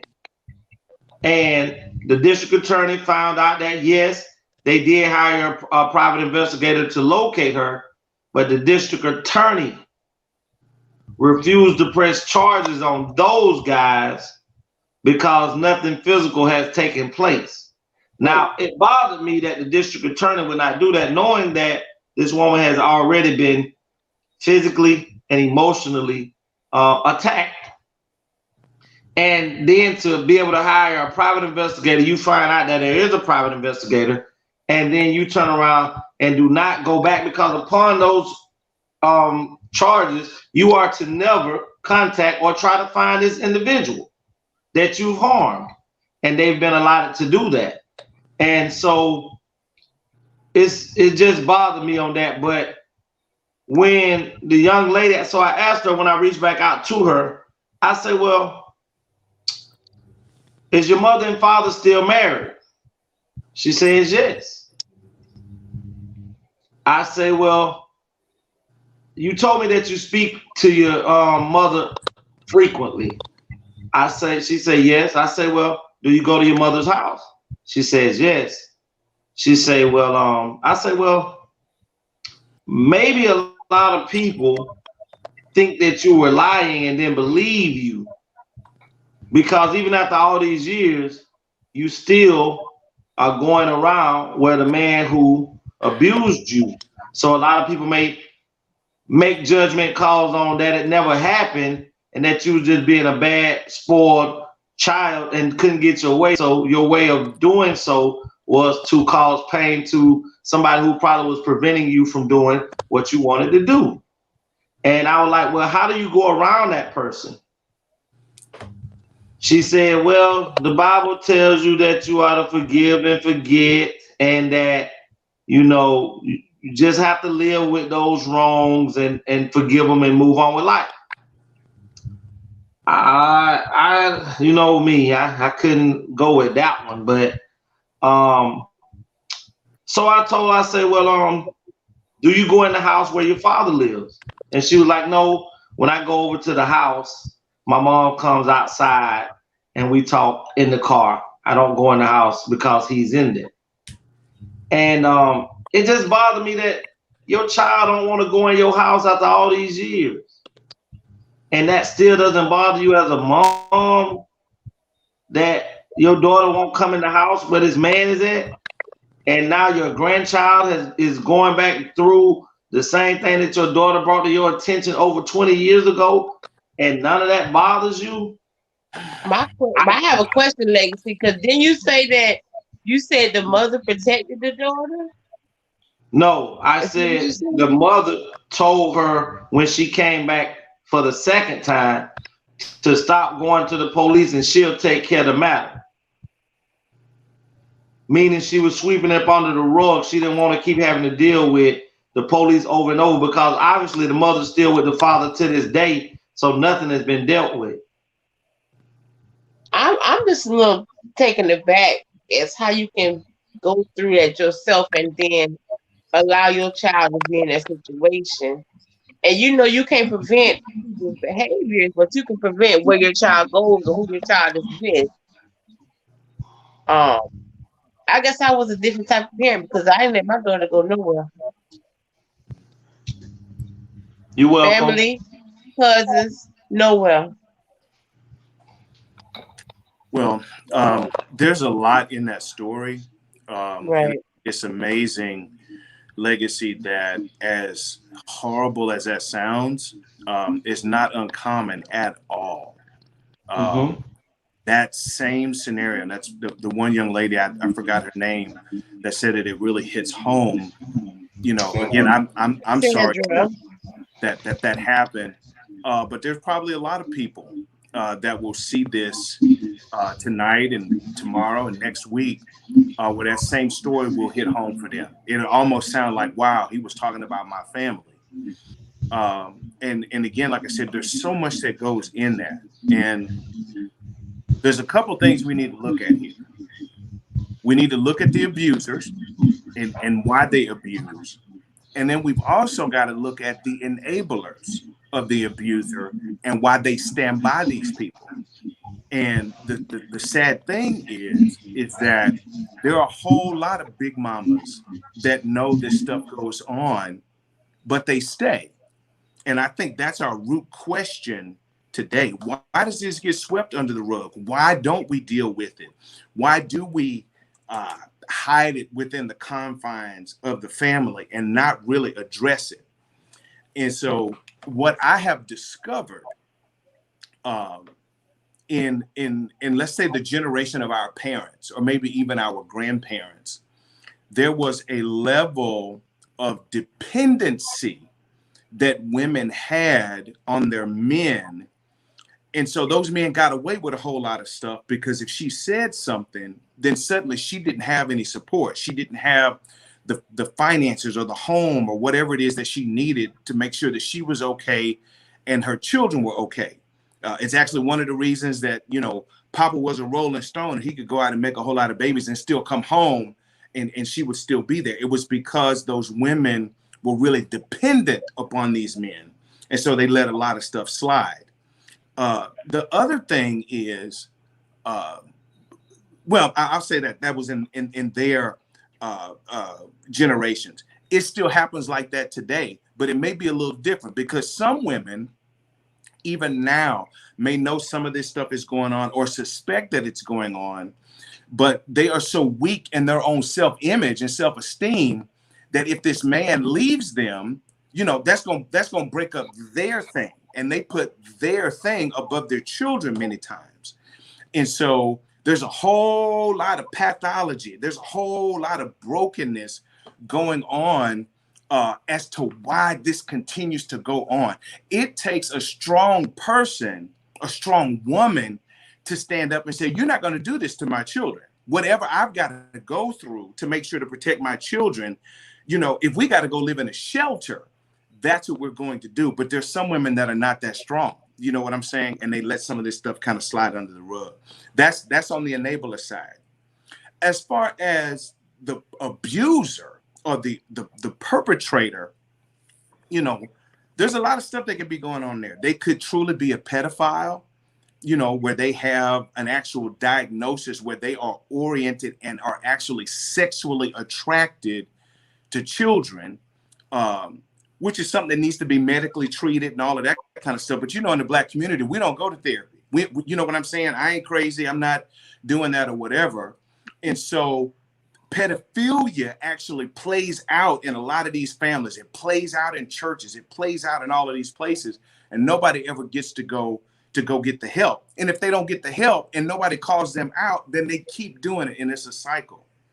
The other thing that happens and why people abuse, and this is whether it's children, whether they rape a grown person or something like that, people who generally feel weak, who feel insignificant, who feel like they don't have any control over their life in any other aspect, will try to exert that control over a weaker person in a sexual kind of way. And the crazy part about that is a lot of times it's not even about the sex. It's about being able to dominate and control another person. As a matter of fact, you know, people who study rape and all of that will tell you most of the time it don't have anything to do with sex. It's all about Mr. Will. control. Yeah. Now, you was talking about how at that time in life, and even somewhat into this era, that, you know, some women and even some men, let's say that, stay in the situation because they don't have the means or they don't have the mindset. Charmaine said that is, true, it is the need for power. That they don't have the, you know, the means and the mindset to stand up to it. But TeAma say what? Control. Okay. But there are aspects in life where young children do lie about sexual assaults.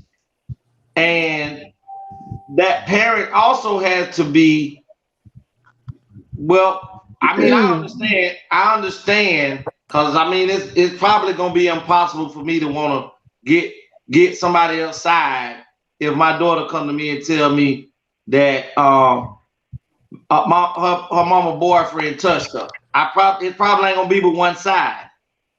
But in a fair world, you would want to at least get both sides to be able to determine if this is a lie or if this is the truth. But society tell us that when our child or our children tell us that they're being assaulted, especially by a man in their home or by, you know, close kin, that we are to automatically believe our children. So when you're caught in that dilemma, let's say that child is being rebellious and legacy is the disciplinarian in the house, and that child has found a way and realized that I can get him in trouble if I just say he's doing this to me. Even though it may take a year and a half, 2 years for that to come out that was a lie in court, there is no repercussion for that child, Ebony Gilliard. Any environment that threatens me or my children is a no-go. But that's exactly why I'm addressing it like this, Ebony, is because some children know how to work the system too, because somebody else has taught them too how to get their way. Exactly. So if you can remove that child from, that person from the show, excuse me, I'm talking about the show. But remove that person from or brainwash that child to say, I can just make up something about Mr. Legacy and I want him out my house and I can say this. The police are not coming to say, let me talk to you, Mr. Legacy. Let's see. No, they're coming. They've already got the side of the child. Now I have to prove my innocence. Yep. And I'm in jail fighting for my life based off of a lie. So how do a parent all the way protect their child and then find out that child? Sandra said that goes back to learned behavior. So how does a parent all the way believes what their child is saying over their husband, over their cousin, over their best friend in the middle of the battle? Because if you don't take your child's side all the way, that child may resent you and say, you didn't believe me and never tell you anything again in life. But then your child could lie, and then you can cause somebody else to go to jail, and then there's no repercussion for the liar. Yeah. But the thing about it is, as a parent, you have to know your child. And you know when your child is, I know when my child is lying. I can't speak for other parents on the panel, but I know when my kid is lying. But and I feel like as a parent, it's your responsibility. It's your responsibility to have that conversation. Change. Once they're violated, once a kid is violated, and that kid fears that person, everything about that child changes. Yeah. Everything. Yeah. But that's not true because the letter that we know, the statement that I just told you, it is true. Listen what I'm telling you. Her mom refused to see the signs. That little girl was showing her mother signs without telling her anything. I have kids in my custody, not one, but two, that was sexually assaulted. Their mom looked the other way. Not one, but two. When my nieces came back to me, asked my mother, my niece had to tell me nothing. I knew something was off. The way she moved, the way she carried herself was totally different. Normally kids are carefree. That is a given. A kid that was never taunted, never abused, never something, you look at the world like rainbows, unicorns. When you get a kid that went from carefree, all of a sudden they're so guarded. They're afraid to do things that they normally would have done of free will. Because if I go this way, he know I go that way, so I'm going to stop going to do what I like because he know where to find me. It's up to parents to pay attention. Because sometimes the ones that need control, so not only do they need power, normally they tell that kid, if you tell XYZ, I'm going to kill your mama, your grandma, your cousins. So at this point, that kid is terrified. Normally they will not tell you. And if you lucky enough to have a kid that will tell you, you would know because everything will match all the way around the board. But some of these women, Sandra said, if you have these personal conversations with your children, you should know them. A child is not acting abnormal for no reason at all. You have to pay attention to the signs. I totally agree. Mom said, by the way, I see some kids dressed, they aren't being taught at home how to value their body. We teach a lot of mixed messages that kids are probably confused. True that. Go ahead. Charmaine says, TeAma, you are correct. Small kids that are over specialized. Ask why. Okay. Exactly. Like with my So I'm gonna nieces, say this. they Oh, didn't I'm gonna listen. say Hold this. on, Legacy. Go ahead. No, go ahead, finish, mama. With my two nieces, they did not, and Anya will tell you, they did not come out with no, this is what happened to me. I took my nieces to St. Mary's. I was in St. Mary's for more than 12 hours. Let me tell you why I was in there for 12 hours. Because when DCF came, they didn't want to hear nothing. They wanted to know what minute they was around, how long they was this and this, who lives at my house. When this didn't even happen at my house. But I had my sister kids long enough to know the kids that I got for Christmas was not the kids that I gave her 6 months prior. Ebony And said, hold on, Tay. Ebony said, believe the kids are still further investigation. Tina said, has to be removed from both homes until counseling prevails. Truth, and it takes time for kids to open up due to death threats. okay, they actually tried to do that. They actually thought they was gonna put my nieces in foster care. The lies you tell. Ask my mama. I shut that thing Century all the way lies. down. When I say all the way down, but let's be clear. If you notice your kid was a kid that wanted to go with everybody, then all of a sudden you can't leave them with this person. Your kid is telling you, "No, mommy, I want to go with you." Like literally, you can tell the fear of a kid when a kid fears an adult. You can tell it, you smell it. It's just a lot of adults, let's be clear. When you have kids, you don't give up the eye. Some parents do not give up the eye. When I became my niece guardian, I gave up the eye. So where whatever it is that they need come before mine. And there's some people that put their needs before their kids. That woman, deep down in her soul, that man did something to that child. But she put her needs above her kids. Because sometimes it be raggedy bum niggas that's living off the woman and doing this to her kids. So he's not financially there for them. My nieces, Sandra, them, let's be clear. Go ahead, Anya. Sandra said, I totally agree with you wholeheartedly. But listen, my nieces, them, they father died. They got a bereavement check. They was the one that was in the crown of the house. So literally, they was paying the way this nigga to rape them. He was not the breadwinner. And she looked the other way. So with this subject, I knew this wasn't a subject that I wanted to walk down because this is my reality. Yeah. So for a parent to say you don't know, that means you don't know your kids. So as a mother, you all the way around the board fail. Yeah. I wanna speak to Legacy's point though, because I think although this does not happen very often, I think it's valid. It's a valid concern because there are children who have learned, by watching adults how to manipulate situations. And, the very nature of the accusation has ruined some people's lives.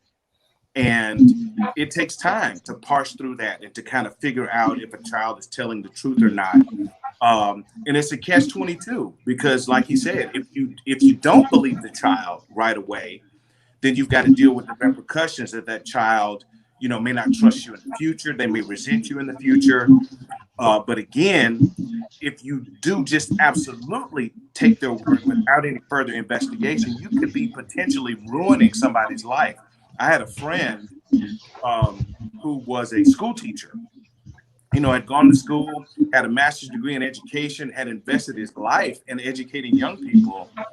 And he basically did not do what a student wanted him to do. And that student's weapon against him was to make an accusation. And so he lost his whole career, lost his teaching certificate. His face was plastered all over the news, as a, sex offender, all this stuff. And it took years and thousands of dollars for him to clear his name. But you know what I'm saying? The damage was done. And as Legacy said, there was no real repercussion, for him to get his life back, No. And so we have to be very careful. I say this. I say we should take every accusation seriously and we should investigate it. But we have to be very careful to not just make blanket statements about people, because parents have come back and found out later that their child was not telling the truth. You know, but the damage had been done already. So it's a catch-22. Mama said being brainwashed is no joke, especially if the person you look up to is telling you over and over again that it's a normal thing. That's true. Charmaine said, when I was 7, my friend, also 7, did a strip dance, taking off her clothes in front of boys in the backyard. I told my mom and aunt she was being molested, it turned out. Yeah, she learned that from somewhere. At 7 years old, you don't know that unless you've seen it someplace. I got a partner, Mr. Will. I got a partner. Him and this young lady were together about 6 years. And when he got with the young lady, she had a daughter that was like 6 or 7. And he played the father role great. When I tell you he was active in his child's life, very active, because he had no children. And we were about 22, 23. And him and the woman went through something. And he moved home. And because when he came back to get his property, the mother had already took the daughter down to the police department and made allegations that he was fondling. The mother had coached the little girl to say he did this and he did that. You got to be some kind of evil to coach your child to say something like that. Hold on. Hold on, Anya. We know somebody that did do that. Me and you definitely know somebody that did that. They took him down to the police department. The mother was crying. The daughter was crying. He was in there. They kept him, and he said that he would do a lie detector test. The lie detector test came back that he was telling the utterly truth. He's never even looked or thought of a little girl. He thought of that's his daughter. But lie detector tests are admissible. So they they lock him up. He stay in jail a year and a half. Charmaine said sometimes people do lie. Sorry. It's sad but true. It's sad but true. And he stays in jail a year and a half. Now, he goes to trial. No, matter of fact, I'm sorry. Go ahead, Savage. Cedric said, I personally know an adult that made a child go forth with some accusations and the person was charged. A few years later, after that same child had the same charges brought up on them. So he gets sentenced to prison. The girl turns 18. He fought it. Now, mind you, he fought it, went to trial. 12 people found him guilty. At this time, the little girl got to be 14 by the time trial hit. When she turned 18, she herself goes to the district attorney's office and tells them that she lied and that her mother put her up to it, that man never touched her in any kind of way, that her mother was mad because he broke up with her and got another girlfriend. Now, the district attorney goes after, so the young lady had to get a lawyer to bring this up to the district attorney so they can file a motion to go bring the man back for court. Now, mind you, in this time, he done already had one appeal where the appeal court denied him. Say that there was no injustices, he had a fair trial, So now the young lady is old enough to, stand up in court, and he wins. They overturn the sentence, let him go free. The mother is not charged.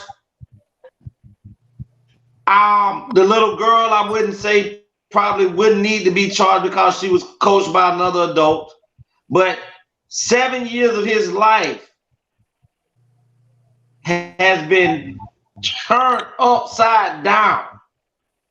And the only good thing that came out of it is that the state had to pay him like $2.3 million because of the time that he spent there. But he had to fight to get that. But one thing that you can never overturn is the public eye opinion, because there are still people that are saying, even after the young lady went back herself, they're saying that the only reason she went back is because she's in love with her molester. And that other people are saying that, well, he probably was molesting her and she feels sorry for him because she loved him as a dad and now she's trying to, but nobody is saying that injustice was done to him and that finally justice did prevail, which took a while. But once your life is turned around like that, you know, it's hell to get that back. I don't care what a jury finds you not guilty or to overturn your sentence. In the public opinion, you are still that molester. Nobody doesn't want you around their children, and it was all false allegations. So you have to be careful on how you proceed to tear somebody else's life up and around and to be stomped upon when your child says, and like I say, I'm one of those people. At that time, I may not hear or want to hear anybody else's excuse if it's about my daughter. But I pray to God that it don't happen. But if it do happen, I hope God gives me this same understanding that I have on this show today. That, and a lot of times when children are molested, they're not molested at home all the time. Or if they are, a lot of times when mothers have to raise children by themselves and the older child has to watch the kids while the mother goes to work, you know, her trying to be a provider, we say that the mama didn't do this and the mama, a lot of times you're left to have kids fend for themselves because you got to go out and provide for them. And you might can't provide a babysitter. And a lot of times babysitters touch your children, family or no family. And, you know, you just got to make sure that, and maybe there is no way to make sure, but you just got to be cautious on this matter because the enemy sometimes sleeps in the house, and we've seen that today. Oh, Lord, you done started something. And I just think that with this right here, you know, families definitely, I think that before you bring upon charges on somebody, that there needs to be a formal investigation, and it doesn't need to be heard one-sidedly because a child says so. It needs to be, you know, that's why I've dated a woman who had kids, who had a little girl. And when in the beginning of that, when her mama had to go somewhere, guess what? I had to go somewhere too. I had to get the hell on. Not because she really made me, but because I myself don't want to be put in a situation that somebody can say, well, my mama went to a grocery store. That's when he did it. It's hard to say I didn't do it when I'm there. But if I got up and hit that door when you hit that door, guess what? He wasn't there. You lying. Well, I think it's important in this conversation because, again, the points that you raised, Legacy, are so valid, man, because, again, I've seen it play out with my own eyes. But on the flip side of this, we have to know that those are the exceptions, that most of the time when there is an accusation, it's because something inappropriate has happened. And again, we need to be paying attention to our children. We need to, from an adult perspective, be able to, you know, kind of, because you can look at situations and scenarios and tell if something is off if you're paying attention, you know. And if a child comes to us and says that this is what has happened to them, it then becomes our responsibility to do everything we can to support that child and follow through, not putting our own needs or our own worries and concerns if it's going to blow the family up or whatever. That's not your responsibility. That's the responsibility of the abuser. And so you didn't tear the family up by bringing this issue to the light. They tore the family up, and that responsibility needs to stay on them. And so, you know, I want to say again, from a pastoral perspective, I have seen how childhood sexual trauma has found its way into people's 30s and 40s, and 50s sometimes. And we gotta, we have to be able to deal with it. We got to be able to call this thing out. And if it's gonna tear some stuff up for a moment, well, let's just tear it up, because it probably needs to be torn up and then rebuilt. And so I just, all of those that might again be watching and listening to this, if you're a parent, pay attention. If you are a victim, you know what I'm saying? Even if it's many years later, speak up. Find a way to confront your abuser. Because I got friends right now that have told me they still see their abuser at Thanksgiving or on Christmas because the family doesn't want them to talk about it. Call it out and confront it, because that's the only way that we're going to be able to find healing. Find a counselor, find a mental health professional, find a pastor, who really understands how to be able to address this issue from a pastoral counseling kind of thing. And let's just stop putting this thing under the rug. Too many people are hurting. Folks are strung out on drugs. Some people are addicted now to sex. Some people are dealing with alcoholism. Some other people have become abusers because this has happened. So we gotta, we gotta deal with it. And again, like I said, I appreciate you all, just as a cadre of saying, we want to be able to deal with this tonight, because I think a lot of people's healing is gonna start tonight.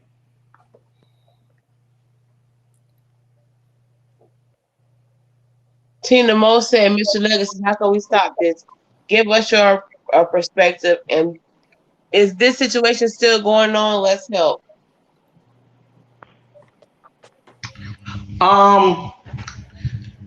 That's Miss Tina Mo. Yeah, she talking about your story that you told. Is this situation still going on? Oh no, the situation has been rectified, but again, like I say, there's no Tremaine said, I had a woman in her 70s admit that pastor friend of her family assaulted her. Far as my friend Ms. Mo, no, that isn't going on anymore.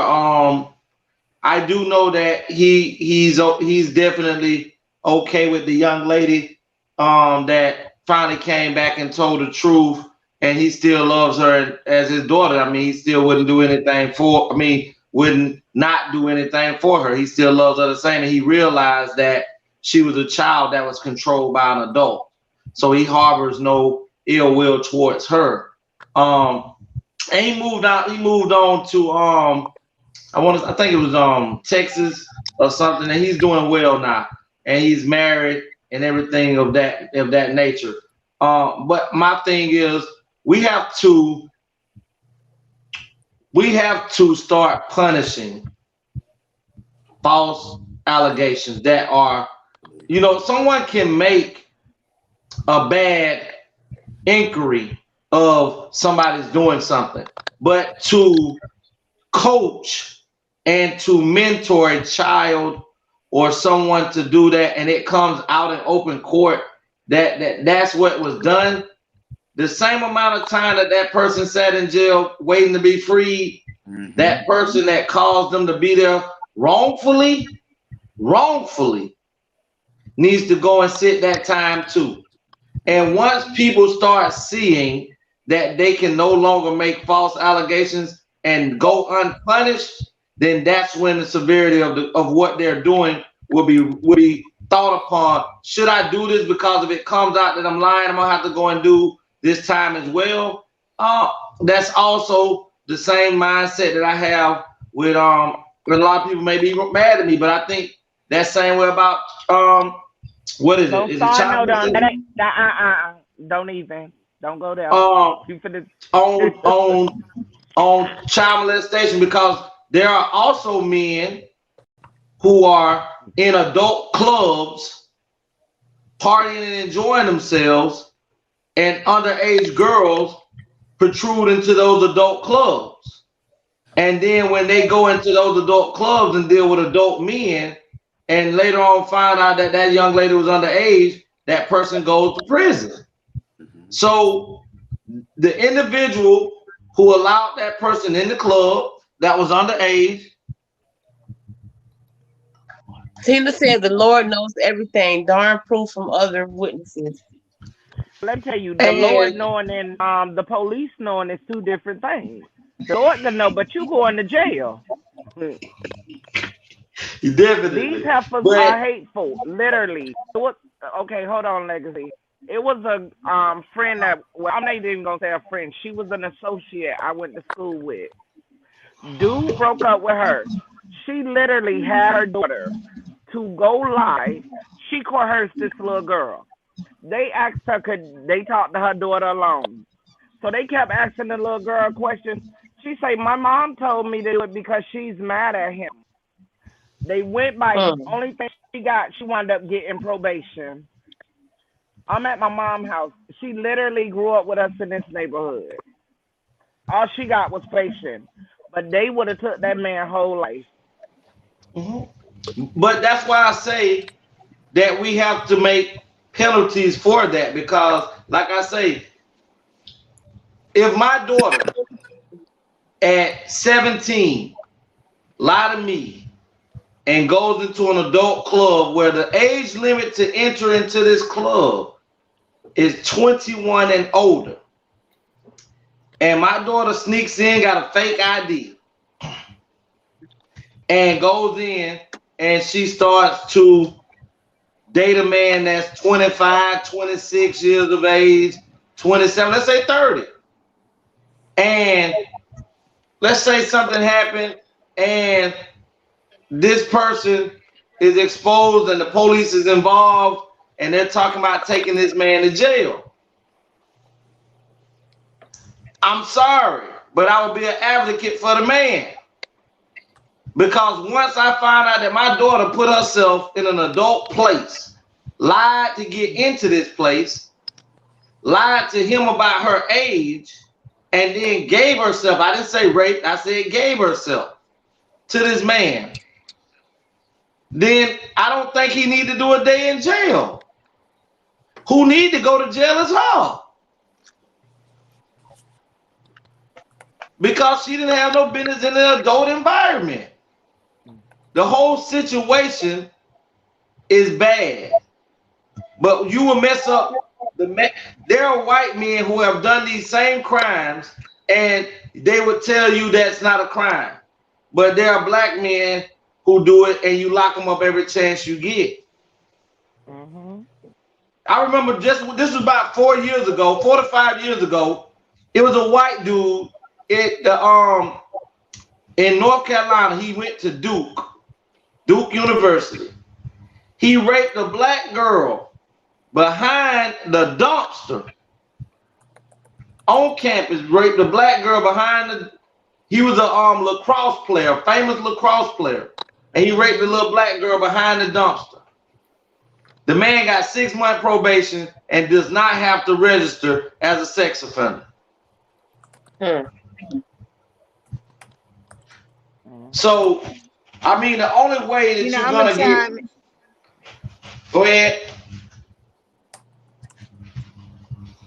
I'm gonna chime in because when it all comes down to it, the world, with all the stories we just heard, has a sickness, and that sickness is one disrespecting others for the satisfaction of their selves and their needs. And here is sexually, but it's a mental illness, putting themselves first and others selfless. It's very selfless to be a raper, to be a molester. And it's no answer to who's at fault. Generation after generation, we're taught to do so many different things. In my practice, I have come into so many different scenarios, including all the ones you all speak of. But one that stood out to me the most was of a child who he had been groomed by his rapist, which was his parent, that the touches were friendly touches of him learning his body and exploring, and he was being taught how to appreciate himself as a man. And so he didn't see any wrong in what was being done to him, nor could he see wrong in the person, because this person is supposed to be someone who's to teach him, to guide him, and to protect him. But when it all started happening, that as the child grows and the human psychological and growth development process mentally of a child, their body starts to even want these feelings and experiences that they once had. And it turns into a different confusion of, is this touch a good touch? Because why do I want it from someone other than my father? Why do I want it to do to other people? So even hearing that scenario of the child who experienced it, supposedly lied, but then end up having the same charges brought to them because they were doing it, is learned behavior. Somewhere down the line, all of this is being psychologically transpired generation after generation as a learned behavior, and it's in how we're taught to be treating each other. Do what you want for yourself first, whether people want it or not. And so many people are taking advantage. But that one kid, when he was being touched by his father, he didn't want to go to jail, call the police. He didn't want to get his father in any trouble. He wanted to exclude his father out his life. He said, I realize that's someone who's not supposed to be for me because he's doing things against me. I don't have to subject him to harm by the police, because at the time, the police were killing people. So he didn't want his dad dead, but he just didn't want to be touched anymore. And it was like the way he was raised, he was brought up so spiritually to forgive and to understand people where they are. It just don't have to be where he is. And it taught me a whole lot on understanding mental illness and how we are abused and how we should heal ourselves and protect ourselves, but at the same time know how other people are and let them be where they are. And I just wanted to put that in there. Well, thank you, Miss Juicy. Very well said, Miss Juicy. Well, A.T.L. family, we have reached our mark and gone over by 11 minutes, but I understand because it was a very juicy topic. Hope we were able to bring some understanding to this topic tonight. Hope we was able to. We might have to have a part 2.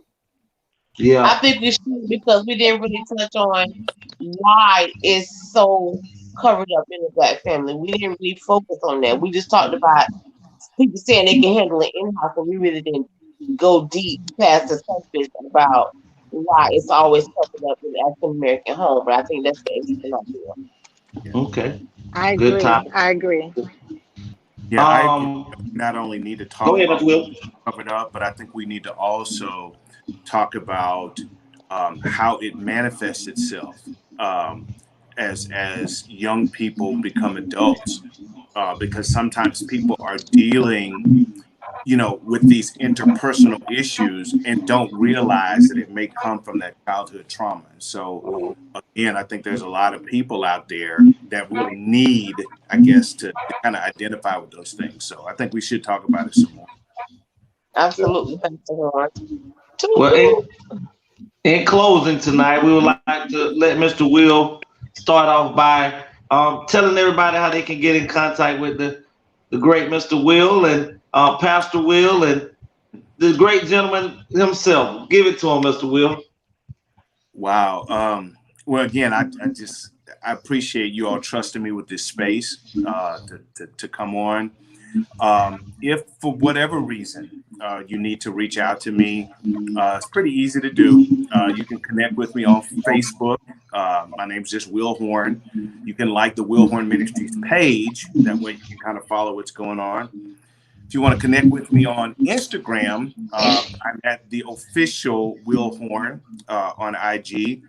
And if you just want general information about who I am, what I stand for, you can actually go to my website for that. And there's a contact page on there as well. And that's willhornministries.com. Okay. So those are all of the ways that you can get a hold of me. And if you forget all of that, you can reach out to the grand Mr. Anthony Brown, who knows how to reach out to me directly, and we'll get connected. All right. All right. Miss Juicy, please let the folks know how they can reach you. Kamal Beautiful. said, man, close it out on a prayer will be fitting. And I agree with you, Kamal. We need to pray for our people. Mm-hmm. Pastor, that's your key. Go ahead, Juicy. Juicy finish. Just finished. Well, I was gonna let Juicy tell where you can find her, but hopefully she'll come back in. Miss T Savage, go ahead and let them people know how they can get in contact with you, lady. You can find me on Facebook, a little bit of IG, not much. And you can reach out to me through Anthony, TeAma, or Legacy can reach me as well. Juicy is back. It's Miss Juicy, baby. Juicy, where can they find you? Tell them how to find you, Miss Juicy Cake. It's kicking me out trying to get a signal, but there should be a banner. Where's the banner? Where's the banner, Joe? It's down there. Right there. It's up there. It's there. Okay, there. That's better. Let's just read that right there. All that information's right.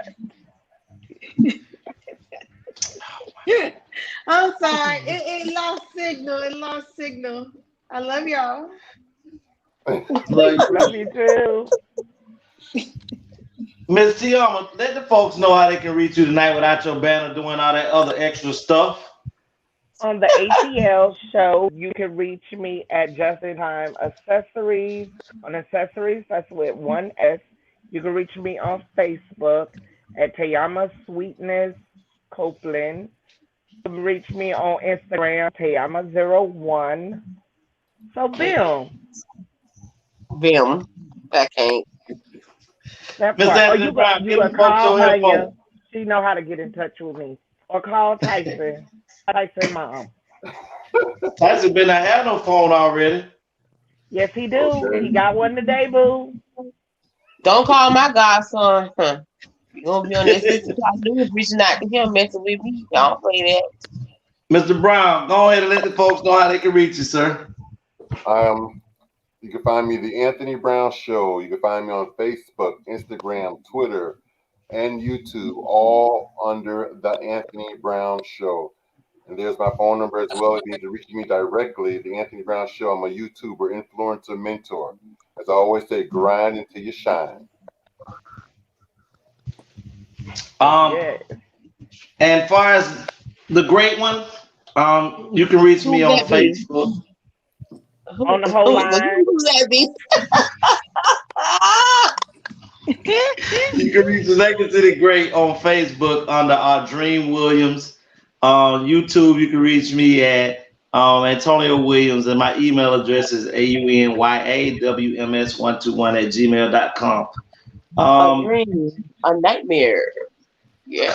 My phone number is also 229-630-7615. And you can also reach me through either one of my partners that participate on this show about business and things of that nature. Before I end this, I definitely want Mr. Will to do as the number. Hold on. And if you're a business and you want to advertise anything, there's an email always underneath the video that says marketing and advertising. You just email our marketing specialist, and he'll be able to get back to you with rates and quotes and everything for marketing, advertising, promotions, and all that good stuff. I definitely will get back with you if you hit me up and let me know. Mr. Will, before we go out, let's give us a good one to stay safe on and hold true to. Give us a good prayer, sir. All right. Gracious God, the one who knows us, the one who sees us and all that we are and all that we do and all that we aspire to, we honor you tonight and we thank you for divine protection and divine direction. Thank you that this conversation tonight was the beginning of healing for somebody. And I pray that each person that may come in contact with this video would be able to find the courage to start their healing process. For every child that has been abused or that may be being abused right now, I pray that you would flood them with your grace and your protection. For every abuser, I pray for them that conviction would come and that whatever brokenness in their lives, that has been unaddressed would be addressed so that they can heal and be the men or women that you call them to be. For the enablers, I pray that you would give them the strength and the courage to be able to speak up and stand as intercessors for those young people in their lives that cannot protect themselves. And I pray, God, that those of us who are on the outside of this situation would continue to be vigilant and continue to be bold enough to have these conversations, to bring awareness to them. I pray for every pastor, every social worker, every therapist, every teacher, every child protective services worker that has been charged with stepping into these situations and helping these children. I believe, oh God, that with unity and with the awareness that it really takes a village to raise a child, that we can lock arms and do what we need to do to protect our young people. We declare this with great faith and believe it to be done in Jesus' name. Amen. Amen. Amen. Amen. Thank you for the prayers for the teachers. Because woo, them kids got loose lips. They be trying to tell me stuff. Don't be telling me nothing, please. I don't want to know. God, please don't ever tell me nothing. Peace, everybody. Good night. Good night. Good night. Good night. Night. Toot toot. A.T.L. They're back. It's my time again. Anthony, TeAma, T7, Legacy. They're back. They're the best. Let's get it. Season 2. I'm the best at this shit, that's fact. And there's only one reason that I came back. I'm here to set the fucking record straight. Okay, I'm the best you ever catch, just spell the way. First off, ain't no beef with the spitters in my city. But if it comes with 28, then the shit get gritty. I'm shitty. Yeah, I shit on rappers. Either dead on the scene since you wanna be actors. This the message. I'm talking open L's and things. The school's over feeling foggy. I'll be patiently waiting. It seems y'all forgot who really runs the throne. Screaming y'all number one just because I was gone. See, ain't no stopping me now. I'm on the move. Going against me, must be you ready to lose. The game, the street, the zone is took. This the message. Hope it leave you from me rappers. Sure. Yeah. The message. So y'all know. Yeah. The monster is back. And I'm at my spot. A.T.L.